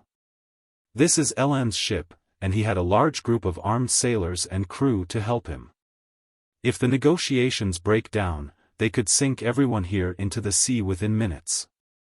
Of course, that's under the premise that I don't involve myself. Yes, it can be seen that Cleves and Cecile aren't Beyonders, at least not Beyonders of the combat and shooting domains. As for Eland, I find it suspect." Klein stood up and listened to the deal. "No, you seem to have misunderstood something. I'm not threatening you. 150 pounds. That's a fair price." Eland Cag called for a sailor and gave him the key to the safe. "You are the just Eland?" Only then did Cecile seem to recall his title on the sea. Eland laughed and said, "Yes." At this moment, Donna and Denton, stunned by the intense battle and the living monster, jumped to their feet and ran over to the Murloc in excitement and fear. Is it really dead?" Donna kicked the Murloc's body with her toe, then she jumped away and hid behind her younger brother as if she were afraid it would revive. "It really is a monster." Denton took a deep breath and opened his eyes wide. "There are many monsters at sea. Apart from having 4 limbs and being able to stand, Murlocs have no similarities to humans." Eland smiled gently. He squatted down and took out a knife, slicing the cheek beneath the Murloc's eye, revealing white, tender skin that was tainted with some red. The most delicious part of a Murloc's body is suitable for eating it raw. Eland carefully sliced a piece of flesh and handed it to Donna. "You remind me of my daughter. Unfortunately, she's grown up and has a family of her own." I don't dare to eat it," Donna said, looking at the thin sliver of flesh held at the tip of the knife. "Huh, which one of you wants to try?" Eland laughed and looked around. After confirming that there were no warnings from his spiritual intuition, Klein nodded. "I'm very curious." Eland immediately handed him the knife. "Give it a try." On land, even nobles may not necessarily have a chance to eat it. These Murlocs are fish monsters. They can be understood as a mutated type of fish. He was trying to dispel the siblings' fears. Klein wanted to ask if there was any wasabi, soy sauce, or any other condiments, but seeing that the other party didn't mention it, he was afraid to appear ignorant. He took the knife, bit into the bloody flesh, and swallowed it. It was a feeling of flesh that instantly melted in his mouth. The taste of blood was very faint, giving it an appropriate salty taste. It perfectly set off the fresh and sweet taste of the meat. Klein chewed twice, taking in the deliciousness of the tenderness and freshness of the fish meat. It was the first time in his life that he was experiencing something like that. Excellent. He wasn't stingy with his praises as he gave a thumbs up. Donna watched the whole thing with curiosity, suddenly interested in the flesh on the Murloc's cheek. This overwhelmed her fear and disgust, and she suggested the idea of trying. Eland fulfilled her request and smiled as he watched her tightly close her eyes as her face scrunched into a grimace as she bit into the meat. Donna's expression gradually relaxed, and she quickly opened her eyes. She excitedly praised, an indescribable delicacy. She spurred things into action as Denton, Cecile, and the others shared the little chunk of cheek meat. Eating it satisfied them, but it also made them dissatisfied. They were satisfied with the taste, but were dissatisfied with the quantity. Seeing that Eland had eaten the last piece, Clevis pointed at the Murloc's body and said, "The meat around the ribs is suitable for frying, while the belly meat should be roasted. The other parts taste bad." "I share your thoughts," Eland said with a chuckle. "I'll have the chef prepare it immediately. On such a night, we should enjoy good food and wine together and exchange the legends at sea. It's a very enjoyable matter. I'm looking forward to it." However, why did a perfectly fine hunt turn into a delicacy exchange? Klein swallowed his saliva.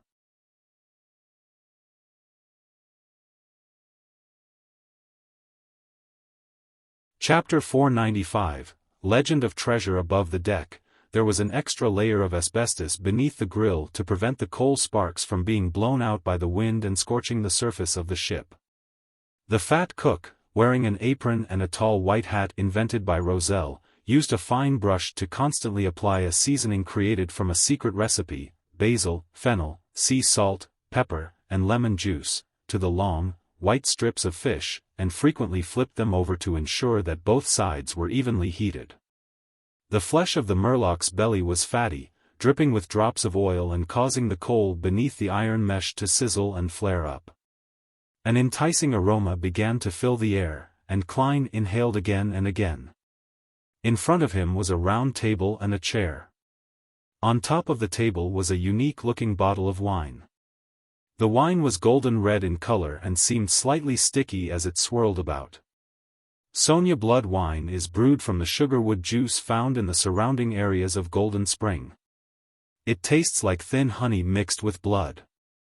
It's sweet and smooth, but it's very easy to get drunk on. If you fancy any lady and want to treat her to a drink, you can consider this. It will make her drink more without realizing it. That's under the premise that you're able to handle the amount of alcohol she's drinking. Noticing Klein's scrutiny, Captain Eland Kag introduced in a half-joking manner. As expected of a former bosun, he's accomplished when it comes to self-deprecation. Klein sat down and maintained a cold attitude as he asked, a qualified adventurer wouldn't indulge in alcohol. Clevis, who was beside him, nodded. Only when they return home will adventurers allow themselves to drink. What a pity. Eland turned to look at Donna and Denton, who were staring curiously at the blood wine. He laughed and said, "This isn't something that underage children should experience. I've had it before, it tastes really good." Donna retorted immediately. It's just that I fell asleep without realizing it and slept an entire afternoon. I remember that you drank 2 cups that time," the little gentleman, Denton, said enviously. Elan didn't satisfy their cravings and instead ordered a cup of sweet iced tea for each of the siblings and casually explained, "There are a lot of Southerners on this ship."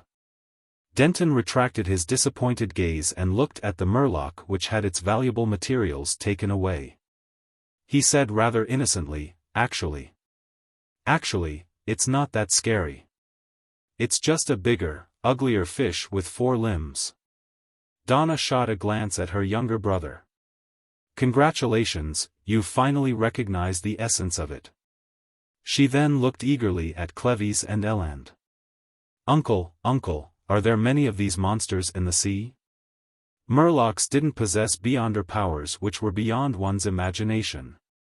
In the eyes of ordinary people, they were akin to ferocious beasts at sea or a living example of legendary monsters. Eland chuckled and said, "No, in the main sea route and the surrounding seas, there are very few monsters like this. They've been cleared out a long time ago. You must be lucky enough to meet a Murloc. Think about it, if I can often kill monsters worth 200 pounds or more, then I certainly wouldn't be the captain of a passenger ship.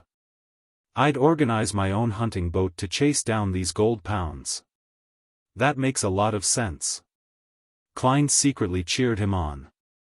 According to his observation, the beyonder ingredient from a Murloc was its bladder. That azure aqueous light made one feel like they were looking at a gem. Clevis raised the black tea which a sailor had just delivered.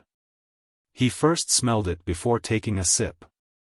Only by leaving the main sea route and going deep into the ocean, which is often shrouded in fog or storms, will there be a good chance of encountering such monsters, but that would be very dangerous. Apart from scaly Murlocs who can climb, there are also legends at sea of Nagas that have the upper body of a human while their bottom half is that of a snake. They have 6 arms and are very agile. Eland continued on the topic. There are also giant octopuses which can spit out juices that can corrode a lot of people, terrifying sea monsters that can flip a boat with a gentle blow, mermaids with intoxicating songs that make one unwilling to leave, blue giant dragons that can produce lightning, giant birds with wings that can cause hurricanes. Haha, I've never seen any of these before. They're all legends of the sea, and no one knows whether they're real or fake. Mermaids. Klein's expression didn't change. "Very interesting," Donna exclaimed, fascinated with a look of longing. Denton looked around, and seeing that Klein hadn't spoken, he curiously asked, "Uncle, you're an adventurer too. Have you seen such monsters before?" Klein was stunned for a moment and then gave a faint smile. "Once. Back then, there were 5 of us, and we chanced upon one, a single Murloc. After an intense fight, we finally finished it." This was a real experience of his in Tingen City. It was also his first encounter with an official beyonder who had lost control. At that time, he and old Neil had helped to eliminate a mutated sailor at the request of Swain, the old owner of the evil dragon bar. Thinking of this, Klein felt nostalgic and wistful. The cold and sharp expression on his face couldn't help but soften significantly. 5 people? While asking, Donna secretly counted the number of people who had been involved in the battle. 1, 2, 3. She discovered that only 3 people had taken action to kill the Murloc. Without waiting for Klein's response, Eland said with a hint of surprise, "A chance encounter?" "Yes," Klein answered frankly. "Were there any casualties?" Eland pressed. Klein shook his head. "A few minor injuries, a chance encounter, and you only took 5 people to finish a Murloc. All of you are very powerful." Clevis gave his own evaluation. His companion, Cecile, nodded to express her astonishment. The battle that had happened just now was brief and quick, and the Murloc seemed easy and vulnerable, but she and Clevis both knew very well that without the pre-prepared bait, the hallucinatory effects of the pepper granules and the subsequent fatigue, the Murloc's fatal weakness of mint cream, and the 2 borrowed rifles, it was impossible to imagine how many people would die in order to kill a Murloc. Indeed, very powerful. Eland looked thoughtfully at Klein. It was a team formed of 4 sequence 9s and a sequence 8. Klein said with a half smile and a half sigh, "At that time, I was still very young, and I didn't even have any experience in combat. I was purely support." "Uncle, you're still very young." Donna nodded her head vigorously. "I like what you said." Klein keenly noticed that Captain Eland had relaxed a lot from what he had just said. At this moment, several crew members had brought over a large ceramic plate. On top of it were pieces of meat that had been fried to a golden hue. The basil leaves were sprinkled with color, and a captivating fragrance assaulted their noses. Eland raised his glass of Sonia blood wine and offered a toast. "To a beautiful night. May the storm be with us. To a beautiful night." Donna and Denton cheered and sipped their sweet iced tea. Klein chose to clink glasses with a cup of black tea. He forked a piece of meat from the Murloc's ribs, finding it firm and without fat. However, after absorbing the vegetable oil, its flaw of being too dry was remedied. As he chewed, it emanated a limitlessly chewy consistency and fragrance. "It's really inferior to the cheek meat, but it's already good enough. It's better than all the fish I've eaten while in Backlund and Pritz Harbor." Klein praised in satisfaction. Eland put down the knife and fork in his hands, took a sip of Sonia blood wine, and sighed at the topic. "At sea, the greatest danger doesn't stem from the monsters but those pirates. They helm their ships, going wherever they please. No one can defend against them in advance." "Uncle Captain, will we encounter pirates?" Denton asked with concern as he swallowed the fried fish. Eland laughed. "The route to the Rörsted archipelago is the safest in the world, with colonial islands en route every 2 to 3 days, allowing us to dock. The route is also patrolled by ships from the Imperial Navy and the Church of Storms. Even if pirates come wandering here, they wouldn't do anything too excessive. After seeing our cannons, they would at most extort some compensation." Seeing that the 2 underage children had calmed down, Eland added, "But from the south of the Rörsted archipelago, or as we continue east, we'll have to rely on the Lord's blessing. Many pirates are active in these areas, playing hide-and-seek with the ships of the Navy and Church. If we're lucky, we'll be able to reach the southern continent and every destination very smoothly. But if we aren't lucky, we'll encounter some relatively powerful pirates, including the fleet of the 7 pirate admirals and even the 4 kings. However, you don't have to be too worried. Ever since Nas became the king of the 5 seas and enacted the rules of sea passage, most pirates will only rob you clean of your wealth, without doing anything too overboard.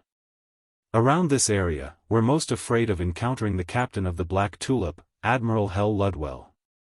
He'll get his subordinates to kill everyone on board, throwing the innocents into hell. Next would be Admiral of Blood Seigneur.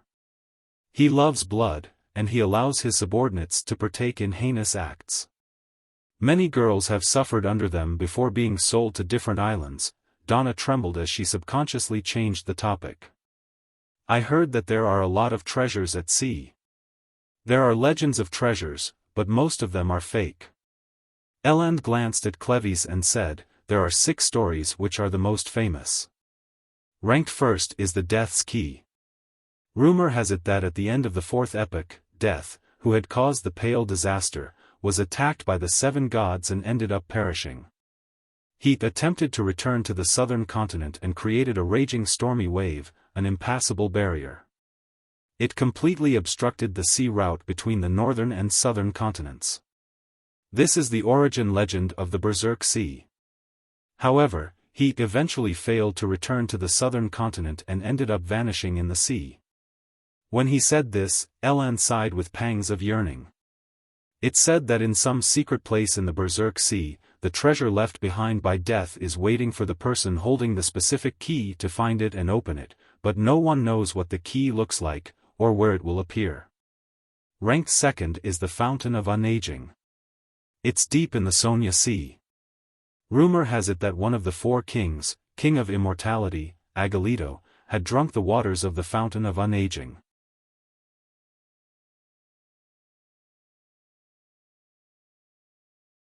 Chapter 496, The Promising Sea, Fountain of Unaging? Will you really gain eternal youth if you drink it? Donna widened her eyes and asked curiously. She didn't have any feelings of anticipation, because she was still young enough. Elan didn't answer at once, and instead, he forked a piece of fried Murloc rib meat, tore into it in 2 bites, and took a sip of Sonia wine. The sweet and smooth taste has completely nullified the cloyed taste of fried oil. His eyes were half closed, and he looked like a gourmet. After pondering for a few seconds, he slowly answered Donna's question. I don't know if there's a fountain of unaging, nor am I certain if the king of immortality, Agalito, drank its waters. I only know one thing, and that is, that when I was very young, I heard the legend of this pirate king. It's just like how King of the 5 Seas, Nast, seems to live forever. Their beards must be very long, extending beyond than their chests. Denton gave his opinion. In fact, the King of the 5 Seas, Nast, has a beard that only reaches below his neck. He sits on the deck, draped in a black splendid robe with silver ends. He wears a crown that's 2 times taller than his head and overlooks everything like a deity. Elan's tone gradually lowered as though his memories had entered a quagmire, and he was unable to extricate himself. Uncle Captain, have you ever met the King of the 5 Seas? Donna asked excitedly. This was the most legendary pirate. His name traveled through the sea, and even the children of the port cities knew his name. Whole generations of people grew up listening to stories about him. In a sense, many people view Nast as the true pirate king. I remember one of the conditions for advancement for Dark Emperor is to equate one's name with Emperor, entrenching it deep in the hearts of the people. Is this an early or simplified version of an attempt?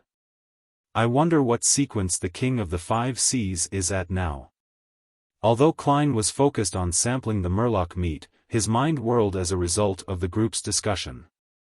Faced with Donna's question, Elan said with a sigh, at that time, I was still very young and serving on the William V.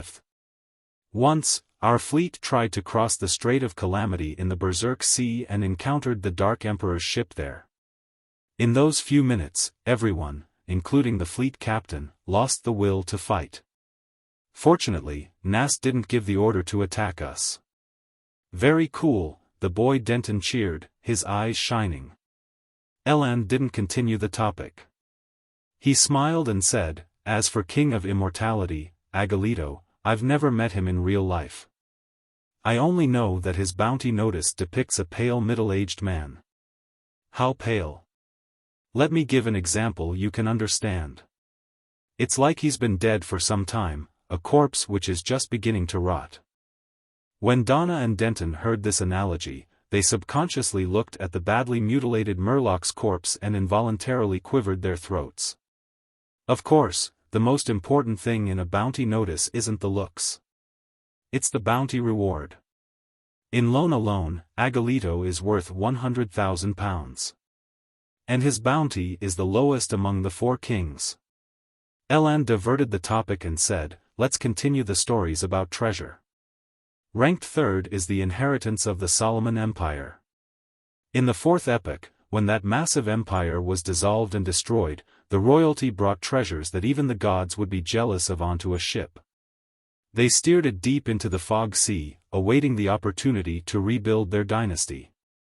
However, 500 years passed, 1,000 years passed, and 1,500 years passed, but it ultimately didn't appear.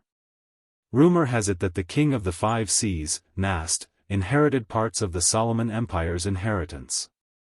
No one knows if he's a descendant of the real Dark Emperor, Cecile added with interest. Fog Sea? Western shore of the northern continent? Donna thought back to her geography. Right, Cleves responded simply.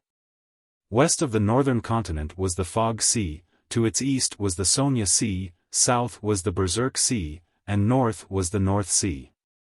The east and west sides of the southern continent were similar to the northern continent, while south of it was the Polar Sea. Together, they formed the 5 Seas. The Lone Kingdom was backed by the Hornacis mountain range and the inland mid-seashore. Its eastern face was the Sonia Sea, and it stretched south to Desi Bay. It occupied several of the excellent entrances to the Berserk Sea, but it didn't involve the Fog Sea. Is that so? Donna didn't have much interest in the faraway treasure, so she switched focus and asked, what about the fourth treasure? It belongs to the last empire of the fourth epoch, Trunsoist. Rumor has it that they built a huge ship the size of a city, and they transferred all their treasures onto it. Funny enough, their escape was of no use. Although the predetermined passengers and crew didn't fail to arrive at the port in time, none of them survived. However, that ship vanished by itself. Up to this day, people often claim to see a gigantic ship sail by them silently in a foggy night. It's been called the Spectre Empire, and it appears across the Sonia Sea. This is the conclusion from all those stories. Eland looked up at the red moon hanging high in the sky as he said with a tone of mockery, without any disguise of his longing.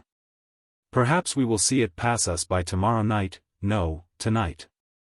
Donna thought with anticipation and excitement. Klein finished up the rest of his food, drank his black tea, and listened with interest to what Eland had to say about the rest of the treasures. The fifth is the lost city of Nuans. Rumor has it that at the bottom of the Fog Sea, there's a civilization with intelligent creatures. Around that patch of sea, seafarers and adventurers often find special items which all point to the Nuans of ancient times. However, the members of this civilization have yet to appear. It's like it has been lost to this world. Eland drank the remaining of his Sonia blood wine and said, that is an inheritance left behind by a civilization. The magnitude of its wealth is absolutely unimaginable. After pausing for 2 seconds, Eland put down his glass and laughed. In fact, the treasure I look forward to the most is one which has more accounts than legends, the sunken laurel. More than a century ago, it carried gold, jewelry, and various valuable items that the kingdom obtained from East Balam. As it steered away from the sea route, it sunk in an unknown area somewhere between the Berserk Sea and Sonia Sea. It hasn't been found to this day. It's said that the items on board are worth millions of pounds. Millions of pounds? The number caused Donna to blurt out in astonishment. As a merchant's daughter who had been educated for many years, she had a vague understanding as to what this number represented. In Lone, a millionaire was a genuinely rich person, second only to the top noble families and tycoons. Millions of pounds? As a member of the National Atmospheric Pollution Council, a major shareholder in the coin company, Mrs. Mary, who allowed me to join the Quelag Club for free, is only worth a few £100,000, and even so, she's rich enough even in the circle of aristocrats and merchants. She's a popular divorced lady, and there are even aristocratic children who propose to her. Klein quickly found a target for comparison. Eland sighed with a smile. If I can find the sunken laurel, then I don't have to be a captain anymore. I'll head to Backlund and become a philanthropist. I'll purchase land and donate to political parties and get a hereditary aristocratic title. I've heard Talum mention before that a baronet costs about £300,000 and about £800,000 for a baron. If you manage to get your hands on the treasure, the titles of Viscount and even Earl is something within the limits of imagination. Millions of pounds. Klein helped Eland perfect his plan. If it were me, I wouldn't do that. I'll buy a huge manor. Cecile also began to imagine her life after finding the treasure.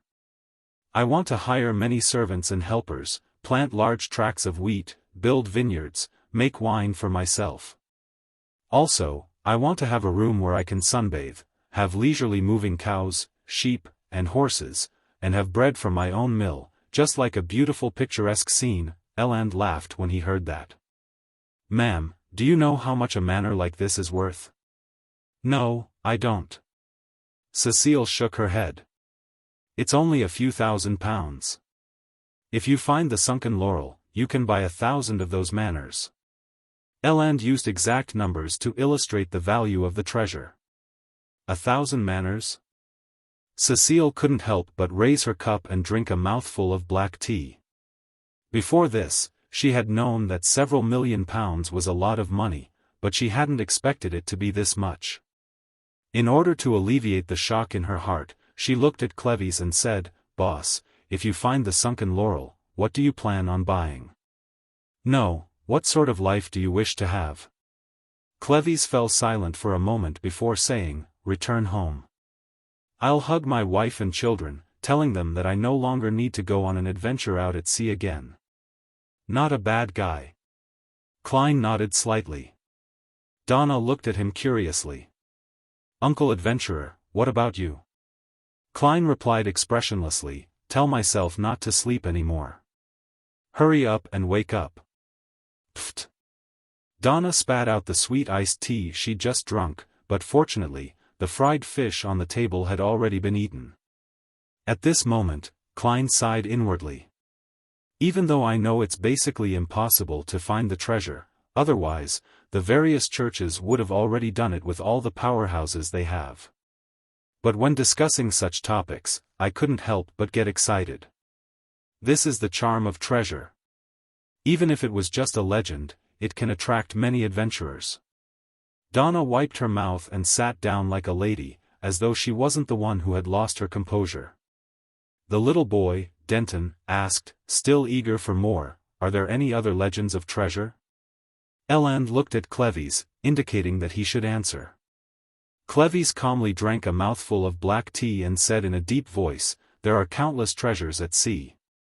The hidden lands of the elves, the missing pirate ships in the depths of the fog, the underwater city sealed with powerful monsters, the last secret trove of Emperor Roselle, and so on." The Emperor had already reached the level of leaving treasures and legends for others. If it's true, would there be cards of blasphemy in it? How many would there be? The legend of the Key of Death might help Mr. Azek regain more of his memories. Klein thought with curiosity and anticipation.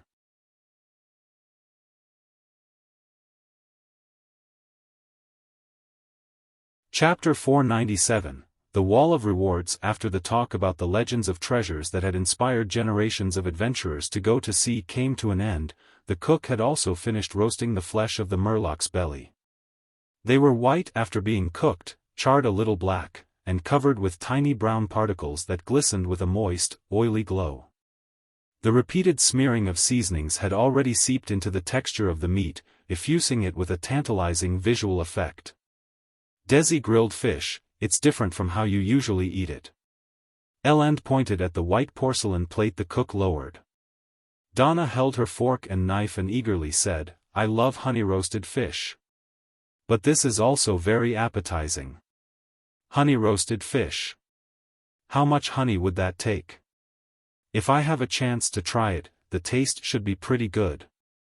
Klein allowed his imagination to run wild. With a chef, there was no need for them to serve themselves.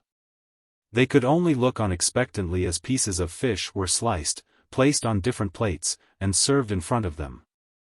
Klein was very serious when it came to tasting delicacies, so he was in no hurry to deal with the fish.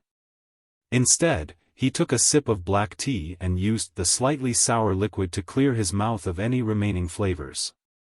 After doing all of this, he forked a piece of fish and stuffed it into his mouth. In a split second, he felt the slightly stimulating flavors of fennel, basil, and other spices. They were sufficient enough to help him open up one taste bud after another. Immediately after, the delicious juices of the meat, the slightly astringent taste of the sea salt and the refreshing, sour, and sweet taste of lemon all burst out at the same time, filling his oral cavity and making his mouth water. As he chewed, the last bit of the fish meat stubbornness was broken off one by one after having its fat roasted out of it, fully presenting the splendor of the meat, as well as its faint sweetness. Swallowing the fish in his mouth, Klein recalled a delicacy program he had watched in his previous life and chose the evaluation line that matched what he just felt. "The layered flavors are very clear, excellent." Your tone and words make you sound like a gourmet," Eland joked. Donna waved her fork and echoed, "Uncle, perhaps you should write a column in the newspaper about different restaurants and different cuisines. Why didn't I think of this idea? This is a good job that can earn me money, as well as allowing me to taste delicacies. The only problem is that an obese man can't be a flexible clown. Use the great art of spewing vomit? What a waste of food. Klein seriously considered Donna's suggestion. To a beautiful night. When there was very little food left, Eland poured himself some more of the Sonia blood wine and raised his glass with a ruddy face. Klein and the others echoed in similarly good moods, to a beautiful night. They drank the rest of the liquids from their glasses and watched the waiter clear the table and clean the deck. They talked for a while more amidst the cold wind, talking about the mermaids that Donna was most interested in.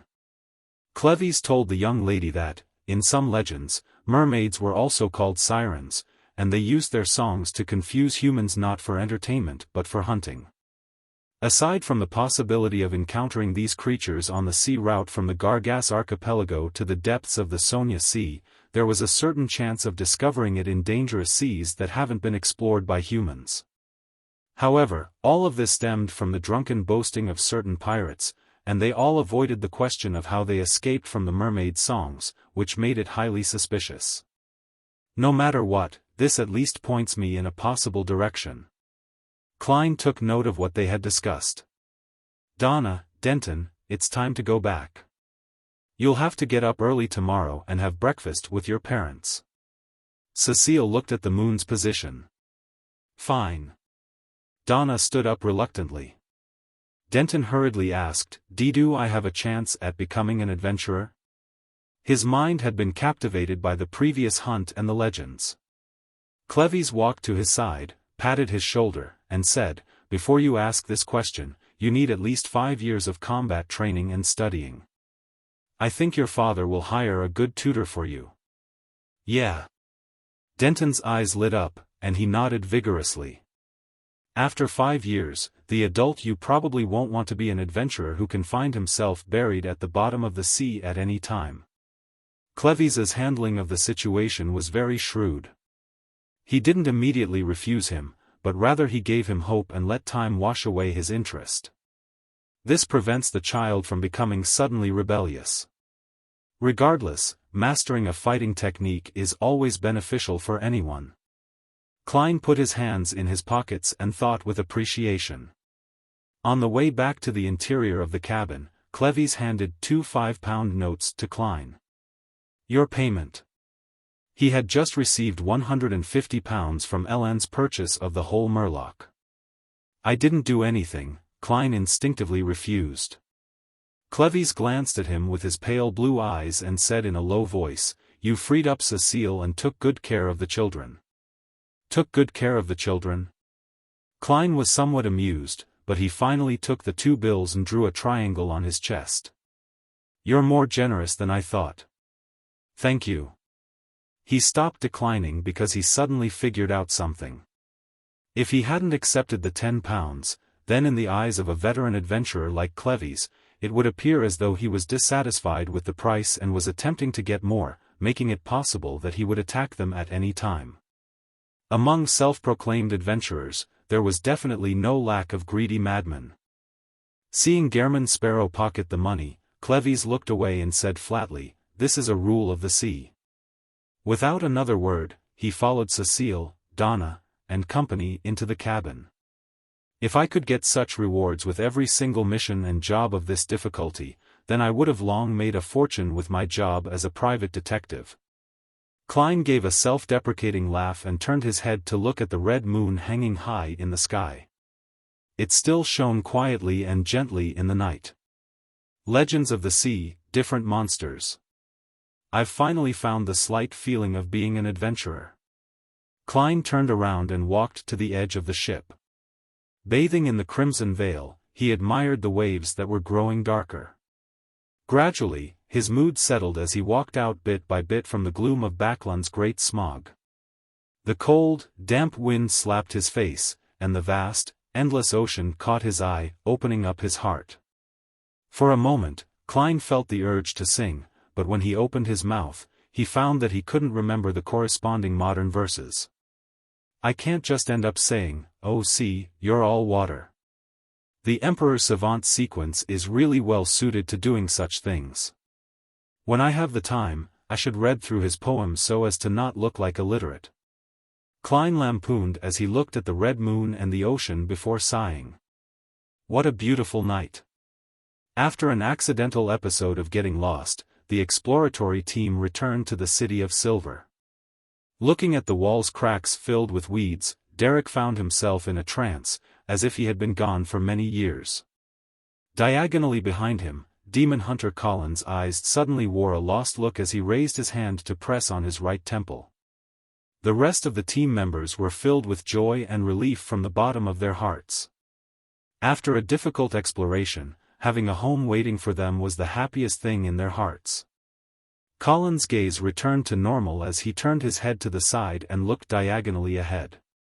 Backlund, the White family. After some thought, the confident Emlyn came up to his parents and asked, "If I wanted to delve into the history of us Sanguine, who would I look for? If I were to ask about the City of Silver directly, it's very likely that I'll be exposed for being problematic. Although I'm not afraid and very calm, for the ancestor and in order to save the entire Sanguine race, I have no choice but to hide it. I've always been interested in the history of Sanguine. I've collected a lot of information, and father and mother know that, so I wouldn't be suspected in any way. This excuse is perfect." Emlyn praised himself inwardly. He resembled his father to a certain extent. He wore gold-rimmed glasses that made him look very professional. The gentleman, who had gotten his doctorate in medicine, put down the thick anatomy book in his hands, nudged his glasses, and said, "No one in Backlund knows more than Lord Nibs. If I dared to seek Lord Nibs, I would have long done so." Emlyn thought of Mr. Fool's description of him being a messiah, that had to bear the burden of a secret while being misunderstood, as he pressed with a solemn expression, "Aside from Lord Nibs? He's sleeping underground, so it's not convenient for him to be disturbed." Emlyn's father pulled up the collar of his thick cotton pajamas and thought for a moment. Mandy. He always thinks of himself as a historian. Emlyn heaved a sigh of relief and smiled. "I wish to visit him." Woo! The whistle sounded and the white agate sailed into Demir Harbor. It would replenish fresh food and water on the colonial island and set sail again the next morning. After hunting the Murloc, Klein spent the next 2 days of what could be described as a leisurely or boring life. He was completely bored by the scenery of the sea, and he decided to head to the harbor's bar to look around that very night, hoping to get more information on mermaids and inspiration for acting. If I were to come across a pirate whose hands are stained with blood on shore, I wouldn't mind teaching him a lesson. There are still souls waiting to be released from creeping hunger. Klein's forehead sweated as he equipped himself with all his mystical items as he left his cabin before heading down to the harbor. During this process, he met Donna, Cleves, and the others. They seemed to be heading over to a port restaurant to taste Demir's most famous cured meat. Donna and Denton greeted the adventurer, whom they had just gotten to know, without their parents noticing, and seemed curious as to where he was going. Klein smiled back, pulled up his collar, and, following the directions of the sign, found the nearest bar. Flying Fish and Amp, Wine. Klein looked at the signboard and saw that the outside of the bar was plastered with bounty notices. Among them were the £800,000 belonging to the King of the Five Seas, and more than £100 for the common pirate captain. This formed a unique landscape that ranged from the highest to the lowest. "It's all money." Klein stood on the spot and looked at it for a long time. He withdrew his gaze, pushed open the door, and entered the bar, only to find that it was abnormally quiet. It didn't have the din that such places came equipped with. What happened? Klein looked around and saw Captain Eland, in a dark red coat, sitting at the bar, as well as 2 large men in the middle of the room, facing each other. You're tuning in to the Xiaofan's Wuxia Tales YouTube channel. Don't forget to subscribe and join us on this journey to catch the most captivating stories.